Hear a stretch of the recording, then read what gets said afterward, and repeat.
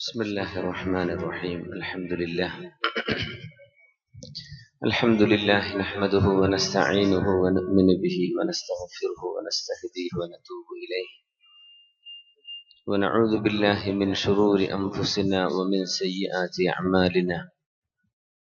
من يهده الله فلا مضل له ومن يضلله فلا هادي له. ونشهد أن لا إله إلا الله وحده لا شريك له. ونشهد أن سيدنا ونبينا وقائدنا وحبيبنا محمد رسول الله صلى الله عليه وعلى آله وأصحابه وأتباعه وأعوانه ومن والاه. أعوذ بالله من الشيطان الرجيم. بسم الله الرحمن الرحيم. إن الذين قالوا ربنا الله ثم استقاموا تتنزل عليهم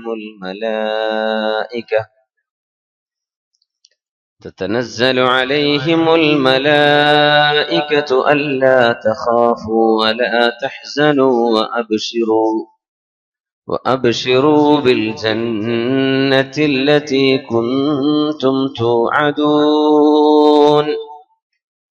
صدق الله مولانا العلي العظيم وصدق وبلغنا رسوله النبي الكريم ونحن على ذلك من الشاهدين الشاكرين والحمد لله رب العالمين. വളരെ പ്രിയപ്പെട്ട സത്യവിശ്വാസികളെ, മുഅ്മിനീങ്ങളെ, സത്യവിശ്വാസിനികളെ, അഭിനന്ദനായ ഖതീബ് ഉസ്താദ്, ഈ സദസ്സിൽ വേദിയിൽ നമ്മളോടൊപ്പം ഒരുമിച്ച് ചേർന്ന പണ്ഡിത മഹത്തുക്കളെ, അള്ളാഹുവിന്റെ വലിയ ഒരു അനുഗ്രഹമാണ് നിങ്ങളോടൊപ്പം ഒരിക്കലൂടെ സംഗമിക്കാൻ ഒരവസരം അള്ളാഹു തന്നത്. അള്ളാഹു നന്മയ്ക്ക് വേണ്ടി ഒരുമിച്ചുകൂടാനും നന്മ ചെയ്യാനും നമ്മുടെ ഖൽബുകളിൽ നല്ല നിയ്യത്തുകൾ ഉണ്ടാകാനും ഒക്കെ അള്ളാഹു ഈ സംഗമം ഒരു കാരണമാക്കി തരട്ടെ. ആമീൻ യാ റബ്ബൽ ആലമീൻ. ഇവിടെ മറവ് ചെയ്യപ്പെട്ട് കിടക്കുന്ന പ്രഗത്ഭരായ അള്ളാഹുവിന്റെ സ്വാലിഹീങ്ങളായ ഇബാദുകൾ, സ്വഹാബിയായ മഹാനായ റാഫിഈ തങ്ങൾ അടക്കമുള്ള പ്രഗത്ഭരായ ആളുകളുടെ സാന്നിധ്യം എപ്പോഴുമുള്ള ഒരു പ്രദേശമാണ്. തീർച്ചയായും അള്ളാഹുവിന്റെ തിരുനോട്ടവും കരുണയും ഈ ഉണ്ടാവും. അള്ളാഹു എന്നും നിലനിർത്തി തരട്ടെ. അള്ളാഹുവിന്റെ ഹിമായത്തും ഹിഫ്ളും ഈ നാടിനും ഇവിടുത്തെ ദീനീ പ്രവർത്തനങ്ങൾക്കും അള്ളാഹു നിലനിർത്തി തരട്ടെ എന്ന് ദുആ ചെയ്യുകയാണ്. ഇവിടെ ഒരു യതീംഖാന തുടങ്ങാനിരിക്കുകയാണ്. അതിന്റെ ആരംഭ കാര്യങ്ങളൊക്കെ തുടങ്ങിക്കഴിഞ്ഞിട്ടുണ്ട്. അള്ളാഹു അത് വളരെ ഭംഗിയിൽ ദീനിന്റെ വലിയൊരു സേവനമാകുന്ന രീതിയിൽ മുന്നോട്ട് കൊണ്ടുപോകാൻ അതിന്റെ ഭരണകർത്താക്കൾക്ക്, കമ്മിറ്റി ഭാരവാഹികൾക്ക് അള്ളാഹു തൗഫീഖ് ചെയ്യട്ടെ എന്ന് സാന്ദർഭികമായി ദുആ ചെയ്യുകയാണ്. അവിടെ നിൽക്കുന്ന ആളുകൾക്ക് എനിക്ക് തോന്നുന്നു, വേണമെങ്കിൽ ഈ കാർപ്പറ്റ് വൃത്തിയുള്ളതാണെങ്കിൽ ഇവിടെ വന്ന് ഇരിക്കാം. ഫ്രണ്ടിൽ ഇരിക്കാൻ സൗകര്യമുണ്ട്. ഇവിടെ നിന്ന് വിഷമിക്കരുത്. ജുമുഅ കഴിഞ്ഞാൽ ഫഇദാ ഖുളിയത്തിസ് സ്വലാത്തു ഫന്തശിറു ഫിൽ അർളി വബ്തഗൂ മിൻ ഫളില്ലാഹ്. ജുമുഅ കഴിഞ്ഞാൽ നിങ്ങൾ അള്ളാഹുവിന്റെ ഭൂമിയിൽ വ്യാപരിക്കുകയും അള്ളാഹുവിന്റെ ഔദാര്യം അന്വേഷിക്കുകയും ചെയ്യുക എന്ന് വിശുദ്ധ ഖുർആൻ പറഞ്ഞ ആ ഔദാര്യവും അള്ളാഹുവിന്റെ ഫദ്ലും ഏറ്റവും കൂടുതൽ നൽകപ്പെടുന്നത് ഇൽമ് പറയപ്പെടുന്ന സദസ്സിനാണ്. അതുകൊണ്ട് ജുമുഅ കഴിഞ്ഞൊരു ഭക്ഷണത്തിന് മുമ്പേ ഇങ്ങനെ ഒരു ഭാഷണം ഇവിടെ നടക്കുകയാണ്. അള്ളാഹു സ്വാലിഹായ അമലായി സ്വീകരിക്കട്ടെ എന്ന് അള്ളാഹുവിനോട് ഞാൻ ദുആ ചെയ്യുന്നു. ബഹുമാനപ്പെട്ട ഖതീബ് ഉസ്താദ് സൂചിപ്പിച്ച പോലെ എന്റെ വളരെ ചെറിയൊരു ഓർമ്മയിൽ ഉണ്ട്. 2001 എനിക്ക് കൃത്യമായ വർഷം ഓർമ്മയില്ല. എന്തായിരുന്നാലും എനിക്ക് തോന്നുന്നു, സംശയമുണ്ട്, വളരെ വർഷങ്ങൾക്ക് മുമ്പ് നിങ്ങളെ വന്ന് കണ്ടുപോവാൻ അവസരമുണ്ടായിരുന്നു. അന്ന് നമ്മളോടൊപ്പം ഉണ്ടായിരുന്നവർ ഇന്ന് ഖബറുകളിൽ വിശ്രമിക്കുന്നവർ, അള്ളാഹുരുടെ ഖബറിടം സ്വർഗ്ഗത്തോപ്പാക്കി കൊടുക്കട്ടെ. ആമീൻ യാ റബ്ബൽ ആലമീൻ. പിന്നെ ഒരു ചെറിയ ക്ഷമാപണം നിങ്ങളോട് ചോദിക്കാനുള്ളത്, ഈ ഒരു സമയത്ത് നിങ്ങളെ ബുദ്ധിമുട്ടാക്കേണ്ടി വന്നത് എൻ്റെ ഒരു സമയക്കുറവ് കൊണ്ടാണ്. കാരണം ഇന്ന് അസറിന്റെ ശേഷം നമ്മുടെ സൈനുൽ ആബിദീൻ തങ്ങൾ കുന്നുംകൈ തങ്ങളുടെ ഉപ്പാന്റെ ഉറൂസ് നടക്കുകയാണ്. ദുകളത്തെടുക്കുക, എന്താ പറയല്, ദുകളെടുക്ക. അപ്പൊ അത് വളരെ ഒരു കൊല്ലം മുമ്പ് തന്നെ തങ്ങൾക്ക് കൊടുത്ത ഡേറ്റ് ആണ്. അപ്പൊ അസർക്ക് ശേഷം 4 മണിക്ക് അവിടെ എത്തുകയാണ് എന്ന കണ്ടീഷൻ ഉണ്ടെങ്കിൽ ചില കൂടെ പോയിക്കൂളി, കുഴപ്പമില്ലാതെ തങ്ങൾ പറഞ്ഞപ്പോഴാണ് നമ്മുടെ സംഘാടകർ തന്നെ ഈ വിഷയം പറഞ്ഞപ്പോ ഞാൻ പറഞ്ഞു, നിങ്ങൾ തങ്ങളോട് ചോദിക്കും, തങ്ങൾക്ക് പൊരുത്താണെങ്കിൽ ഞാൻ വരാം, കാരണം അവിടെ പരിപാടിയുണ്ട്, രാത്രി വേറെയുണ്ട്. അപ്പോ ഇതുകൊണ്ട് തങ്ങൾക്കൊരു വിഷമം വന്നു പോരുത്, വളരെ നേരത്തെ വാക്കുകൊടുത്തതല്ലേ. അതിന്റെ പേരിലാണ് നമ്മൾ ഈ ചെറിയ സമയത്തിനുള്ളിൽ, ഞങ്ങൾ പറഞ്ഞു 2:30 അവിടെ നിന്ന് ഇറങ്ങി പോരണം കേട്ടോ, 70 കിലോമീറ്റർ ഉണ്ട്, നിങ്ങളെ ദുബൈയിലെ റോഡല്ല, കുറെ സമയം എടുക്കും എന്നൊക്കെ പറഞ്ഞു. എന്തായാലും നമുക്കൊരു 3 മണി വരെയെങ്കിലും ഇൻഷാ അല്ലാഹ് സമയം കിട്ടുമെന്ന് വിചാരിക്കുന്നു. അള്ളാഹു തൗഫീഖ് ചെയ്യട്ടെ. ഇവിടെ എനിക്ക് നൽകപ്പെട്ടിരുന്ന ഒരു വിഷയം ഉണ്ടായിരുന്നു, പക്ഷെ അത് ഞാൻ അറിഞ്ഞിരുന്നില്ല. പ്രവാസികളുമായി ബന്ധപ്പെട്ട ഒരു ശീർഷകം കണ്ടുല്ലേ? എന്താണത് പറഞ്ഞത്? പ്രവാസികൾ, പ്രവാസിയുടെ കണ്ണുനീർ, അങ്ങനെ ഒരു വിഷയം അവിടെ കൊടുത്തിട്ടുണ്ട്. അപ്പൊ അതല്ലാതെ വേറൊരു വിഷയമാണ് നമ്മുടെ സോഷ്യൽ മീഡിയയിലൊക്കെ പോയിട്ടുള്ളത്. 2 വിഷയം ഒന്നുകൂടെ ഒന്ന് ക്ലബ് ചെയ്തിട്ട് അല്പസമയത്തിലുള്ളൂ കുറച്ച് നല്ല ചിന്തകൾ പങ്കുവെക്കാൻ ഉദ്ദേശിക്കുകയാണ്. ഒന്ന്, പ്രവാസം എന്നത് ഗുർബ എന്നാണ് അറബിയിൽ പറയാം. ഗുർബത്ത്, ഒരു മനുഷ്യൻ നാട് വിട്ടുപോയി അന്യൊരു നാട്ടിൽ ജീവിക്കുക എന്നാണ് ആ വാക്കിന്റെ അർത്ഥം. എത്രയോ ഉസ്താദുമാർ ശരിപ്പം നാട്ടിൽ പ്രവാസികളായിരിക്കും, മലപ്പുറത്തുനിന്നോ അല്ലെങ്കിൽ കണ്ണൂരിന്നോ അങ്ങ് കൊണ്ടോട്ടിയിൽ നിന്നോ ഒക്കെ വന്ന് ഇവിടെ ജോലി ചെയ്യുന്ന ഉസ്താദുമാരുണ്ടാവും. അതവർക്കൊരു ചെറിയൊരു പ്രവാസമാണത്. നമ്മുടെ എത്രയോ സുഹൃത്തുക്കൾ ഇവിടെ നിന്ന് ബാംഗ്ലൂരിലോ ബോംബെയിലോ അല്ലെങ്കിൽ മാംഗ്ലൂർ സിറ്റിയിൽ തന്നെ സ്ഥിരമായി അവിടെ ജോലിയും താമസവും ചെയ്യുന്നവരുണ്ടാകും. കുറേയേറെ ആളുകൾ അങ്ങ് കടലും കടന്നപ്പുറത്തുണ്ടാകും, നമ്മുടെ മിഡിൽ ഈസ്റ്റ് ഗൾഫ് രാജ്യങ്ങളിൽ കാണും. ചിലരങ്ങ് ഫാർ ഈസ്റ്റിലേക്ക്, ജപ്പാനിലേക്കോ അല്ലെങ്കിൽ അങ്ങ് മലേഷ്യയിലേക്കോ പോയവർ കാണും. ചിലരങ്ങ് വീണ്ടും അങ്ങ് വെസ്റ്റിലോട്ട് മാറി യൂറോപ്യൻ രാജ്യങ്ങളിൽ പോയി ജോലി ചെയ്യുന്നവരുണ്ട്. സൗത്തിലേക്ക്, അങ്ങ് ഓസ്ട്രേലിയയിലേക്ക്, സൗത്ത് ഈസ്റ്റിലേക്കും സൗത്ത് വെസ്റ്റിലേക്കും ഒക്കെ യാത്ര ചെയ്ത് ലോകത്തിന്റെ വിവിധ ഭാഗങ്ങളിൽ മനുഷ്യൻ കുടിയേറി പാർക്കുകയാണ്.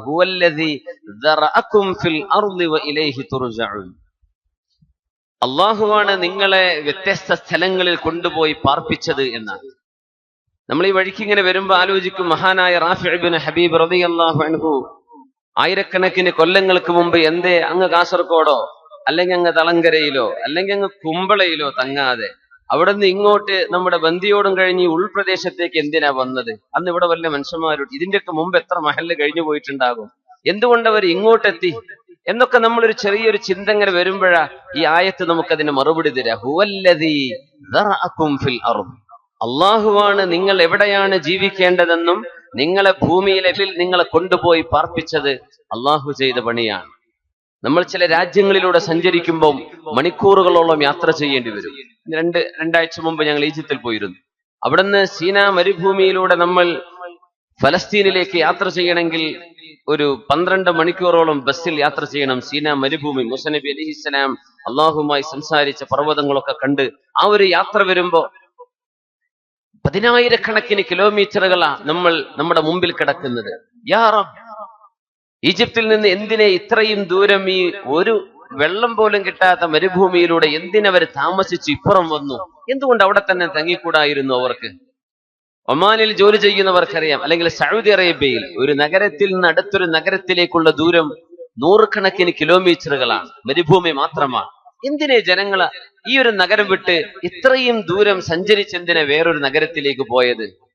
ഇങ്ങനൊക്കെ ആലോചിച്ചാൽ നമുക്ക് ഉത്തരം കിട്ടില്ല. എന്തിനായിരിക്കും അവർ പോയിട്ടുണ്ടാവുക? ഇവിടെ തന്നെ നിന്നാ പോരായിരുന്നോ? ഇവിടെ വെള്ളമുണ്ടല്ലോ, തണലുണ്ടല്ലോ, കൃഷിയുണ്ടല്ലോ. അപ്പോഴാണ് അള്ളാഹുവിന്റെ മറുപടി, ഹുവല്ലദീ ദറഅകും ഫിൽ അർദ്. ഭൂമിയുടെ വ്യത്യസ്തമായ ജിയോഗ്രഫികളിൽ, ഭൂമിയുടെ വ്യത്യസ്തമായ ഭൂപ്രദേശങ്ങളിൽ അതത് ഭൂമിയുടെ സ്വഭാവങ്ങൾ മനസ്സിലാക്കാനും അതത് പ്രദേശങ്ങളിൽ പ്രവർത്തനങ്ങൾ കാഴ്ചവെക്കാനുമായി അള്ളാഹുവിന്റെ തീരുമാനമാണ് ചില ആളുകളെ ചിലയിടങ്ങളിൽ കൊണ്ടുപോയി വ്യത്യസ്ത ഇടങ്ങളിൽ നിങ്ങളെ വാരി വിതറിയത് അള്ളാഹു ചെയ്ത പണിയാണ്. അങ്ങനെ ഒരു ഇൻസ്പിറേഷൻ അള്ളാഹു നൽകിയില്ലായിരുന്നെങ്കിൽ എല്ലാവരും ഒരു നാട്ടിൽ തന്നെ നിൽക്കുമായിരുന്നു, ആരും നാട് വിട്ടു പോകില്ലായിരുന്നു. അങ്ങനെയാണ് നമ്മുടെ നാടുകളിൽ 970-കളിൽ കാലഘട്ടങ്ങളിൽ ഗൾഫ് കൺസെപ്റ്റ് വരുന്നത്. അവിടങ്ങളിൽ അള്ളാഹു നൽകി ഭൂമിയിലെ വിഭവങ്ങൾ പുറത്തേക്ക് വരുന്ന അനുഭവങ്ങൾ ഉണ്ടാകുന്നത്. വിശുദ്ധ നബി തങ്ങൾ പറഞ്ഞു സ്വല്ലല്ലാഹു അലൈഹി വസല്ലം, നബി തങ്ങളുടെ സ്വഹാബികൾ, ഹബീബായ തങ്ങൾ ഒരു സമ്പത്ത് ഓഹരി വെച്ചുകൊണ്ടിരിക്കെ ചില ആളുകൾ ഞങ്ങൾക്ക് ഒരുപാട് വേണം എന്ന് പറഞ്ഞ് തർക്കിച്ചപ്പോ നബി തങ്ങൾ പറഞ്ഞു, എന്റെ കൈകളിൽ ഖസാഇനുൽ അർദ്, ഈ ഭൂമിയുടെ നിധികൾ ഒന്നാകെ അള്ളാഹു എന്റെ കയ്യിൽ നൽകുകയാണെങ്കിൽ നിങ്ങൾ എല്ലാവർക്കും ഇഷ്ടം പോലെ ഞാൻ തരികയും സുമ്മ ലാ തജിദൂനനി ബഖീല, ഞാനൊരു പിശുക്കനാണെന്ന് നിങ്ങൾക്ക് തോന്നാത്ത വിധം നിങ്ങൾക്ക് എമ്പാടും തരണമെന്ന് എന്റെ ആഗ്രഹമുണ്ട്, പക്ഷേ എന്റെ കയ്യിൽ ഇത്രയല്ലേ ഉള്ളൂ എന്ന് പറഞ്ഞിട്ട് മുത്തുനബി തങ്ങൾ പറഞ്ഞു, വല്ലാഹി ലാ അഖ്ശ അലൈക്കുമുൽ ഫഖറ, നിങ്ങൾക്ക് ദാരിദ്ര്യം വരുമോ എന്നെനിക്ക് പേടില്ല. അത് പേടിക്കേണ്ട കാര്യമില്ല, നിങ്ങൾക്ക് പൈസ അല്ലാണ്ട് ബുദ്ധിമുട്ടായി പോവോ. പക്ഷെ ഞാൻ പേടിക്കുന്നത് അൻ തുഫ്തഹ അലൈക്കുമുദ് ദുനിയ, ഈ ലോകത്തിന്റെ വിഭവങ്ങൾ നിങ്ങൾക്ക് മുമ്പിൽ തുറക്കപ്പെടുന്നത് ഞാൻ പേടിക്കുന്നു.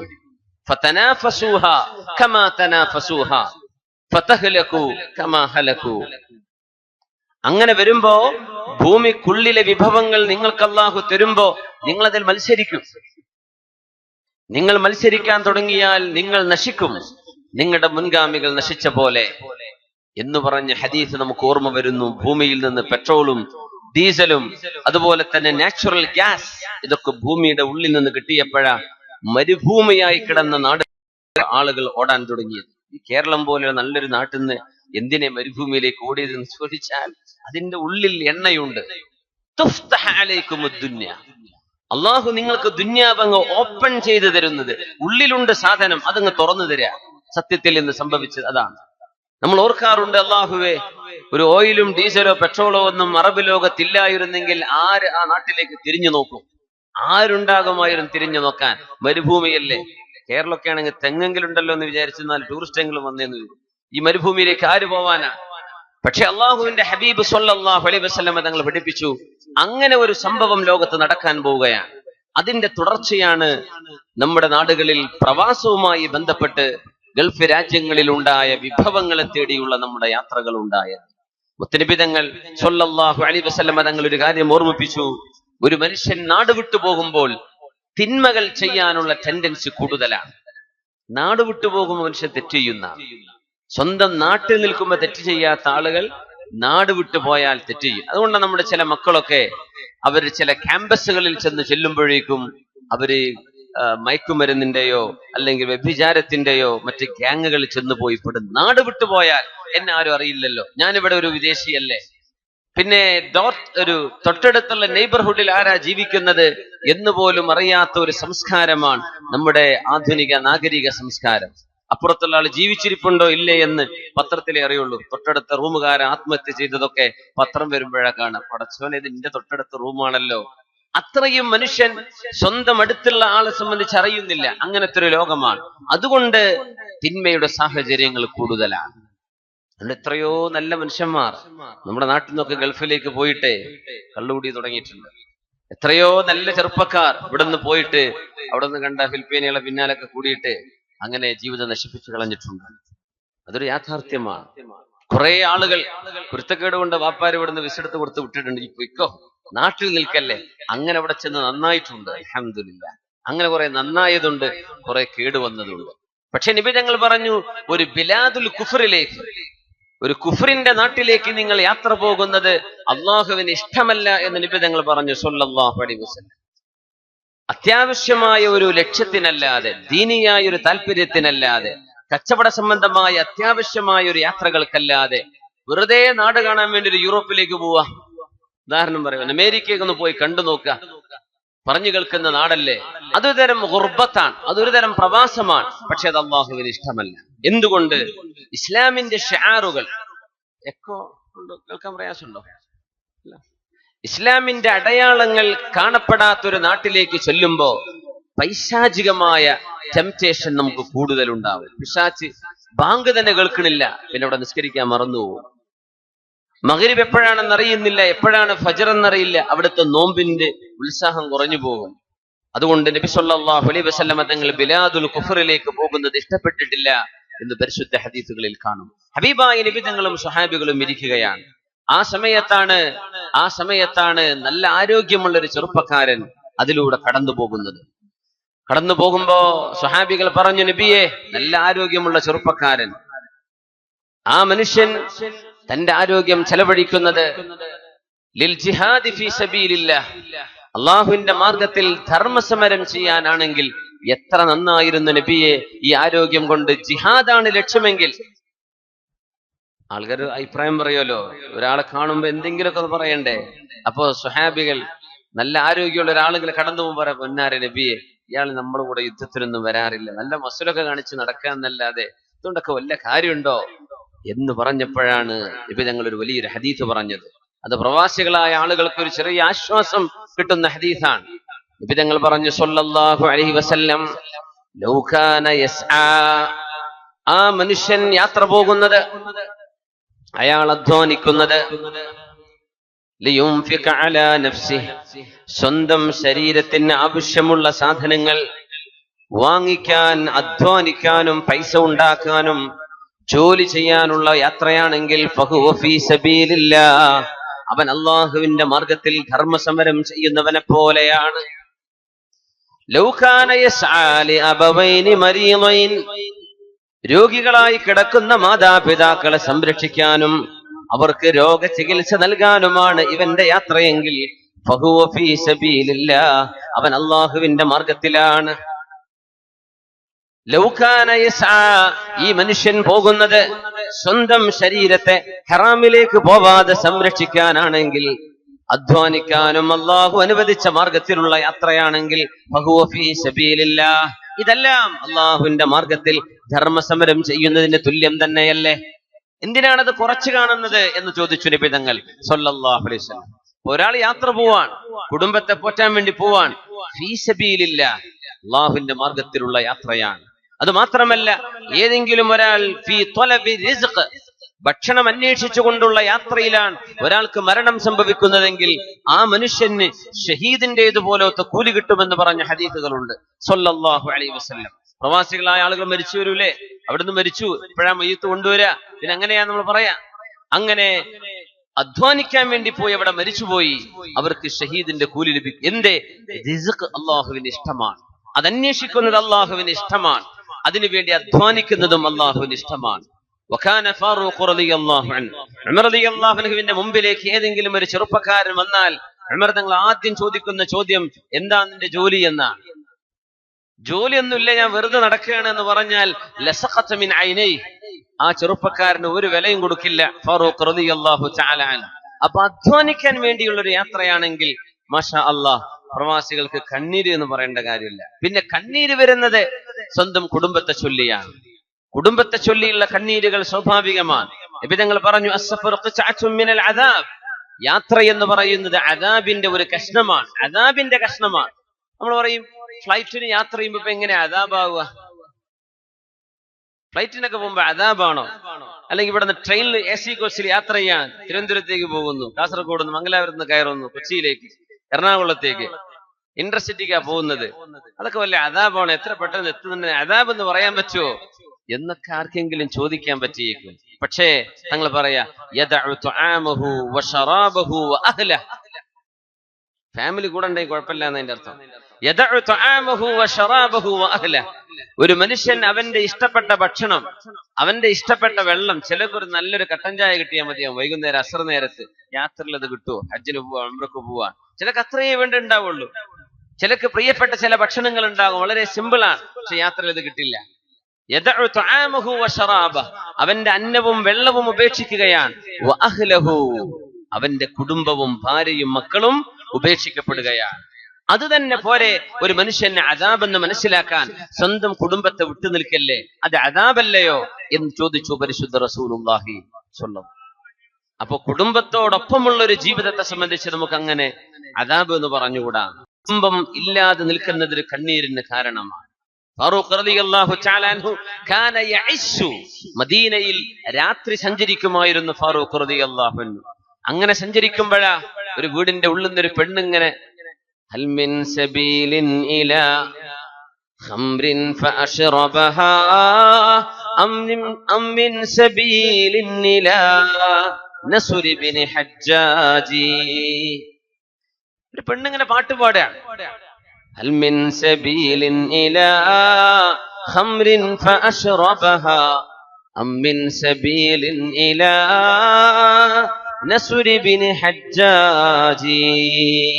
നിശബ്ദമായ മദീനയിൽ എല്ലാവരും ഉറങ്ങിക്കൊണ്ടിരിക്കെ പ്രിയപ്പെട്ട കൂട്ടുകാരൻ അബ്ദുറഹ്മാൻ ഇബ്നു ഔഫ് റളിയല്ലാഹു അൻഹുവിന്റെ കൂടെ രണ്ടാമത്തെ ഖലീഫയും അമീറുൽ മുഅ്മിനീൻ എന്ന് വിളിക്കപ്പെടുന്ന ആദ്യത്തെ ഖലീഫയുമായ ഉമർ ഇബ്നുൽ ഖത്താബ് റളിയല്ലാഹു അൻഹു മദീനയിലൂടെ റോന്ത് ചുറ്റൽ പതിവായിരുന്നു. അപ്പോഴാണ് ഒരു വീടിന്റെ ഉള്ളിൽ നിന്നൊരു പെണ്ണിന്റെ ശബ്ദം. ചെന്ന് നോക്കുമ്പോൾ അവൾ പാട്ട് പാടുന്നു. വിശുദ്ധ ഖുർആൻ അവതരിച്ച വിശുദ്ധ ഖുർആനിന്റെ ബലാഗത്തും വിശുദ്ധ ഖുർആനിന്റെ റിറ്റോറിക് ബ്യൂട്ടിയും എന്താണെന്ന് മനസ്സിലാക്കുന്ന ഒരു സമൂഹമാണ് അറേബ്യയിൽ അന്ന് ജീവിച്ചിരിക്കുന്നത് എന്ന് മനസ്സിലാക്കണം. അങ്ങാടികളിൽ സംസാരിക്കുന്നത് പദ്യഗദ്യ ഭാഷകളാണ്. അങ്ങാടികളിൽ സംസാരിക്കുന്നത് അസ്സൂഖ. അങ്ങാടിയിൽ ജോലി ചെയ്യുന്നവർ, അങ്ങാടിയിൽ റോഡുകളിൽ നടന്നു പോകുന്നവർ അച്ചടി ഭാഷയോ വളരെ സംശുദ്ധമായ ഭാഷയോ സംസാരിക്കുന്ന കാലം, കുട്ടികൾ കവിതകൾ ചൊല്ലുന്ന കാലം.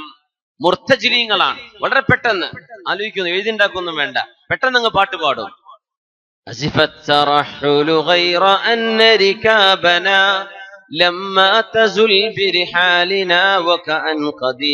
യാത്ര പോവല്ലേ?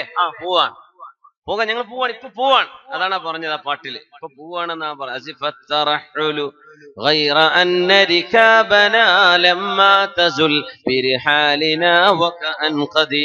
പോവല്ലേ, വണ്ടി സ്റ്റാർട്ടാക്കല്ലേ ചോദിക്കൂലേ? സ്റ്റാർട്ട് ചെയ്യാ. ഇത് കവിതയാണ്. ഉദാഹരണം പറഞ്ഞ ഇങ്ങനെ എന്തിനും കവിതയാണ്. ഒരു പെണ്ണാണ് ഈ കവിത ചൊല്ലുന്നത്. ഉമർ തങ്ങൾ തൊട്ടടുത്തുനിന്ന് ഇങ്ങനെ കേട്ടു നോക്കി, റബ്ബേ എന്താണ് ഈ പെണ്ണ് പറയുന്നത് ഈ രാത്രിയിൽ? നിങ്ങൾ കേട്ടിട്ടുണ്ടാവും ചിലപ്പോ ഈ സംഭവം. ആ പെണ്ണ് പറഞ്ഞത് എന്താ? ഒരു കുപ്പി കള്ള് കിട്ടുമെങ്കിൽ തിരക്കേടില്ലായിരുന്നു, അല്ലെങ്കിൽ നസ്ർ ഇബ്നു ഹജ്ജാജിനെ കിട്ടുകയാണെങ്കിലും കുഴപ്പമില്ലായിരുന്നു. സുബ്ഹാനല്ലാഹ്. ഒരു കുപ്പി കള്ള് കിട്ടുകയാണെങ്കിൽ കുഴപ്പം. നട്ടപ്പാതിരാക്കായി പറയണതേ. ഹൽ മിൻ സബീലിൻ ഇലാ ഖംറിൻ ഫഅശ്റബഹാ. കള്ള് കിട്ടുവോ? അമ്മിൻ സബീലിൻ ഇലാ നസ്ർ ഇബ്നു ഹജ്ജാജ്. അല്ലെങ്കിൽ നസ്ർ ഇബ്നു ഹജ്ജാജിനെ കിട്ടുകയായിരുന്നുവെങ്കിൽ. ഉമർ തങ്ങളോട് നിന്നില്ല എന്നാ. നേരെ മദീനയിലോട്ട് പള്ളിയിലോട്ട് ചെല്ലുന്നു. ഹബീബിന്റെ പള്ളിയിൽ സുബഹി നിസ്കരിക്കുന്നു. സുബഹി നിസ്കാരം കഴിഞ്ഞതിന്റെ ഉടനെ സലാം വീട്ടിയ ഉടനെ ഫറൂഖ് തങ്ങൾ ചോദിച്ചു, ആരാണ് നസ്ർ ഇബ്നു ഹജ്ജാജ് എന്ന് നിങ്ങൾക്കറിയുമോ? പറഞ്ഞു, ഉമർ എന്നവരെ ഞങ്ങൾക്കറിയും. എവിടെയാണവൻ? മദീനയുടെ ഓരത്ത് താമസിക്കുന്ന ആളാണ്. എന്താണ് അവന്റെ ജോലി? എങ്ങനെയാണ് അവന്റെ അവസ്ഥ? നല്ല ആരോഗ്യമുള്ള, കാണാൻ സുമുഖനായ ഒരു ചെറുപ്പക്കാരനാണ്. അതെയോ? അവനൊന്ന് കൊണ്ടുവരണം.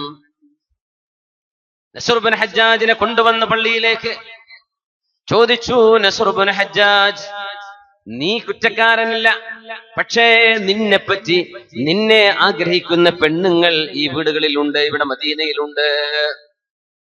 അതുകൊണ്ട് ലാ യുസാകിനന്നനി ഫിൽ മദീനതി റജുലുൻ, ലാ യുസാകിനന്നനി ഫിൽ മദീനതി റജുലുൻ തഹ്തികുൽ തുഹ്തകുൽ ഖവാദിറു ഫീ ഖുദൂരിഹിന്ന. ഈ സമൂഹത്തിലെ മംഗമാർ, പെൺകുട്ടികൾ ആഗ്രഹിച്ചു പോകുമാർ, പെണ്ണുങ്ങൾ മനസ്സുകളിൽ താലോലിക്കുന്ന ഒരു ചെറുപ്പക്കാരൻ എന്റെ കൂടെ മദീനയിൽ ജീവിക്കാൻ പാടുള്ളതല്ല. നസ്ർ ഇബ്നു ഹജ്ജാജ് നല്ല മനോഹരമായ മുടിയുണ്ട്, പോയി തല മൊട്ടയടിച്ചു വാന്ന് പറഞ്ഞു. ഫസ്ദാദ ബഹാഅൻ, തല മൊട്ടയടിച്ചപ്പോ എന്തോ ഒരു ഭംഗി. ചിലർക്ക് അങ്ങനെ ഉണ്ടാവും, മൊട്ടയടിച്ച വല്ലാണ്ട് രസമുണ്ടാവും, ഭയങ്കര ഭംഗി. അപ്പൊ പറഞ്ഞു, അമ്മിമു, പോയി തലപ്പാവ് വെച്ചു കൊടുക്കി, ആ തലയൊന്ന് മറയട്ടെ, അവനൊരു തലപ്പാവ് വെച്ചു കൊടുക്കിന്ന് പറഞ്ഞു. തലപ്പാവ് വെച്ചു കൊടുക്കുമ്പോ രാജകുമാരനെ പോലെ. കാസർഗോഡത്തെ പുതിയാപ്പിള ഇറങ്ങുമ്പോൾ കാണില്ലേ? ഭയങ്കര ഭംഗി. പറഞ്ഞു, നസ്ർ ഇബ്നു ഹജ്ജാജേ, നിങ്ങൾ കൂഫയിലേക്ക് പോകണം. ഇസ്ലാമിന്റെ നഗരമാണത് കൂഫ. നിങ്ങൾക്ക് ജീവിക്കാനുള്ള എല്ലാ സംവിധാനങ്ങളും ഞാൻ തരാം. നിങ്ങൾക്ക് ജീവിക്കാനുള്ള വഴി ഇസ്ലാമിന്റെ ഖജനാവിൽ നിന്ന് ഞാൻ നിങ്ങൾക്ക് ഏർപ്പാടാക്കി തരാം. നിങ്ങൾ കൂഫയിലോട്ട് പോകണം. മദീനയിൽ എന്റെ കൂടെ ജീവിക്കാൻ പാടില്ല. എന്റെ വിഷയം എന്നറിയോ? നോക്കുമ്പോ ഈ പെണ്ണിന്റെ പുതിയാപ്പിള പ്രവാസിയാണ്, ഇപ്പൊ കച്ചവടത്തിന് പോയതാണ്. ചോദിച്ചു, എന്താണ് പെണ്ണെ നിങ്ങൾ ഇങ്ങനെ പറയാൻ കാരണം? അമീറുൽ മുഅ്മിനീൻ, നിങ്ങൾ എന്നോട് ക്ഷമിക്കണം, എന്റെ ഭർത്താവിനെ കാണാൻ കൊതിയായിട്ട് മാസങ്ങളേറെയായി. എന്റെ ഭർത്താവ് കച്ചവടാവശ്യാർത്ഥം യാത്ര പുറപ്പെട്ടതാണ്, എപ്പോഴാണ് വരികയെന്നറിയില്ല. അതുകൊണ്ട് ഒറ്റക്കായപ്പോ മനസ്സിന്റെ ഉള്ളിൽ ശിഥിലമായ ചില ചിന്തകൾ ഇങ്ങനെ കയറി വന്നു. അതുകൊണ്ട് ഞാൻ പാടിപ്പോയതാണ്, എനിക്ക് തെറ്റുപറ്റിയിട്ടുണ്ട്, ഞാൻ അള്ളാഹുവിനോട് തൗബ ചെയ്ത് മടങ്ങുന്നു. മഹാനായ ഫാറൂഖ് റളിയല്ലാഹു അൻഹു നേരെ പോകുന്നത്, മഹാനായ ഫാറൂഖ് റളിയല്ലാഹു അൻഹുവിന്റെ പ്രിയപ്പെട്ട മോളുണ്ട്, മുത്ത ഹബീബിന്റെ കൂടെ ജീവിക്കുന്ന ഹഫ്സ റളിയല്ലാഹു അൻഹ. ഹഫ്സ ബിൻത് ഉമർ റളിയല്ലാഹു അൻഹുമാ, ഉമർ തങ്ങളുടെ പ്രിയപ്പെട്ട മോള് ഹഫ്സ ബീവിയോട് ചെന്ന് ചോദിച്ചു, ഹഫ്സ, ഒരു ഭർത്താവില്ലാതെ പെണ്ണിന് എത്ര കാലം, ആരോഗ്യമുള്ള ഒരു പെണ്ണിന് വൈകാരികമായ ചിന്തകൾ വരുന്ന ഒരു പ്രായത്തിൽ എത്ര കാലം തന്റെ ഭർത്താവിന്റെ സാമീപ്യമില്ലാതെ ജീവിക്കാൻ കഴിയും? അവിടെയാണ് ഉമർ തങ്ങളുടെ ഫിഖ് മനസ്സിലാക്കുന്നത്. ബഹുമാനപ്പെട്ടവരുടെ ഫിഖ്, അവര് ദീൻ മനസ്സിലാക്കിയ അനുഭവം. 4 മാസമെന്ന് മറുപടി കേട്ടപ്പോഴാണ് ഫാറൂഖ് റളിയല്ലാഹു തആല അൻഹു കൂടെയുള്ള സൈന്യത്തോട് മുഴുവനും ആഹ്വാനം ചെയ്തത്, 4 മാസത്തിലേറെ നിങ്ങളാരും സ്വന്തം കുടുംബത്തിൽ നിന്ന് അകന്നു നിൽക്കരുത്. സ്വന്തം കുടുംബത്തിൽ നിന്ന് 4 മാസത്തിലധികം നിങ്ങൾ വിട്ടു നിൽക്കരുതേ, അത് നിങ്ങൾക്ക് അപകടമുണ്ടാക്കും. കള്ള് വേണം, അല്ലെങ്കിൽ നസ്റുബ്നു ഹജ്ജാജിനെ വേണമെന്ന് ഒരു പെണ്ണ് മദീനയിൽ ചിന്തിച്ചു പോവാൻ കാരണമായത് ഭർത്താവ് പ്രവാസ ലോകത്ത് പോയതാണ്. അങ്ങനെ വരുന്ന അപകടങ്ങൾ സാമ്പത്തികമായ ലാഭമോ നഷ്ടമോ അല്ല നമ്മളിവിടെ പറയുന്നത്. ഗൾഫ് നാടുകളിൽ വന്ന സാമ്പത്തിക മാന്ദ്യമല്ല വിഷയം. കാരണം അൽമാലു യസീദു വയൻഖുസു, സമ്പത്ത് അങ്ങനെയാണ്, കൂടും കുറയും. വൽമാലു ദില്ലുൻ സായിലു, ചിലപ്പോ ഒന്നും തരി പോലും കിട്ടാത്ത നിഴല് പോലെ നിഴല് ചിലപ്പോൾ നഷ്ടപ്പെട്ടു പോയേക്കും, ഒന്നില്ലാന്ന് വരും. ദുനിയാവ് അങ്ങനെയാണ്. സമ്പത്തിനെ കുറിച്ചല്ല നമ്മുടെ കൺസേൺ. നമ്മുടെ മക്കളെ, നമ്മുടെ പ്രായപൂർത്തിയെത്തിയ മക്കള്, നമ്മുടെ ഭാര്യമാർ നമ്മുടെ വീടുകളിൽ താമസിക്കുമ്പോൾ അവരുടെ കാര്യങ്ങളിൽ റായി എന്ന് പറഞ്ഞ് ഒരാട്ടിടയൻ ആട്ടിൻ പറ്റത്തെ കണ്ണ് വെച്ച് നോക്കുന്ന പോലെ സ്വന്തം കുടുംബത്തെ നോക്കി നടത്തേണ്ട ആളുകൾ സ്ഥലത്തില്ലാണ്ട് വരുമ്പോൾ നമ്മൾ കേൾക്കാൻ ഇഷ്ടപ്പെടാത്ത പലതും ഗൾഫുകാരുടെ വീടുകളുമായി ബന്ധപ്പെട്ട് നടന്നുകൊണ്ടിരിക്കും. നമുക്കത് പറയാൻ പോലും നാണമാണ്. ചില സാഹചര്യങ്ങൾ കടിമപ്പെട്ടുകൊണ്ട് അപകടങ്ങൾ ഉണ്ടാകുന്നു. അങ്ങനെ വരുന്ന കണ്ണീരുകൾ, അങ്ങനെ ഉണ്ടാകുന്ന കണ്ണീരുകൾ, പ്രവാസിയുടെ കണ്ണീരുകളിൽ നമുക്ക് ഒരുപാട് കാണാനുണ്ട്. അത് നബി തങ്ങൾ പറഞ്ഞു സ്വല്ലല്ലാഹു അലൈഹി വസല്ലം, യാത്ര നിങ്ങൾക്ക് ഖിത്അത്തും മിനൽ അദാബ്, അദാബിന്റെ ഒരു കഷ്ണമാണ്, അദാബിന്റെ കഷ്ണമാണ്. പക്ഷേ അധ്വാനം അല്ലാഹുവിന് ഇഷ്ടമാണ്. കുടുംബത്തിന്റെ കൂടെ ഇല്ലാതെ ജീവിക്കുന്നത്, മക്കൾക്ക് തർബിയത്ത് കിട്ടാത്ത അവസ്ഥകൾ ഉണ്ടാകുന്നത്. ഫലമ്മാ ബലഗ മഅഹു സഅയ, ഇബ്രാഹിം നബി അലൈഹിസ്സലാത്തു വസ്സലാം സൗകര്യം കിട്ടുമ്പോഴെല്ലാം മക്കയിലേക്ക് വന്ന് പ്രിയപ്പെട്ട മോൻ ഇസ്മാഈൽ നബി അലൈഹിസ്സലാമിന് തർബിയത്ത് കൊടുത്തിരുന്നു.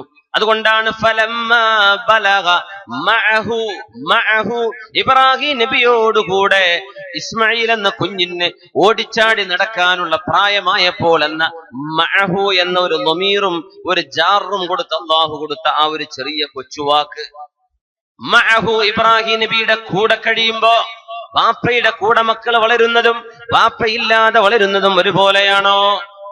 വഹൽ യുർജാ ലിഅത്ഫാലിൻ സ്വലാഹു ഇദാ റതലഉ ഫുദിയൻ നാഖിസാതി. നമ്മുടെ പെണ്ണുങ്ങളിൽ പൂർണ്ണതകളില്ലാതെ പോകുമ്പോൾ, നമ്മുടെ പുരുഷന്മാരിൽ മാതൃകകളില്ലാതെ പോകുമ്പോ നമ്മുടെ മക്കൾക്ക് എങ്ങനെ നന്നാവാൻ കഴിയും? അങ്ങനെയാണ് സമൂഹത്തിന് തലവേദനയുണ്ടാകുന്ന മക്കൾ പ്രവാസികളുടെ മക്കളിൽ കാണപ്പെടുന്നത്. അവരുടെ വിദ്യാഭ്യാസം, അവരുടെ സംസ്കാരം രാത്രികാലങ്ങളിൽ എവിടെ പോയി വരുന്നു? ചോദ്യമല്ലല്ലോ. ഉമ്മക്ക് ചോദിക്കാൻ പറ്റുമോ? ഉമ്മയെ പീഡിപ്പിക്കും മക്കള്. ആ രീതിയിൽ നമ്മുടെ കുടുംബങ്ങളിൽ കണ്ണുനീര് വീഴുന്നത് പ്രവാസത്തിന്റെ ഭാഗമായി ഉണ്ടായിട്ടില്ലേ? സത്യമാണ്, സത്യമാണ്. പക്ഷെ പ്രവാസികളിൽ ഒരു ഗുണമുണ്ട്.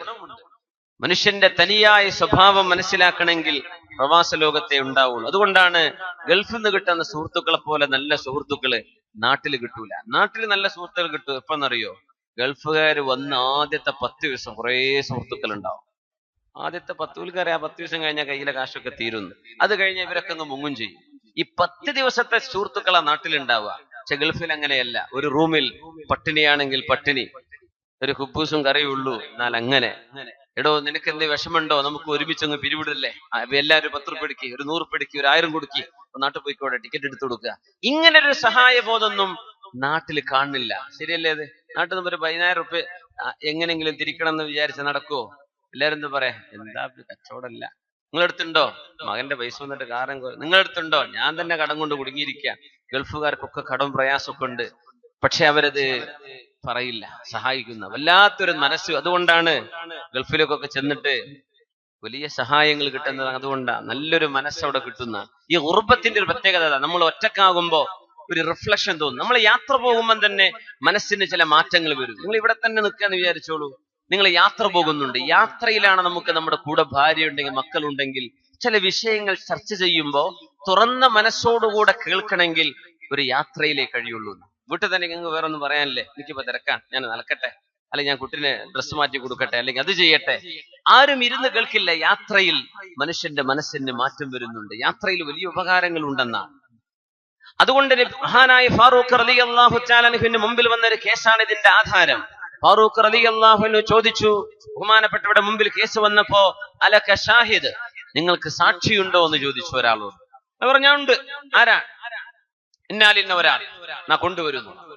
സാക്ഷിയെ വിസ്തരിച്ചു.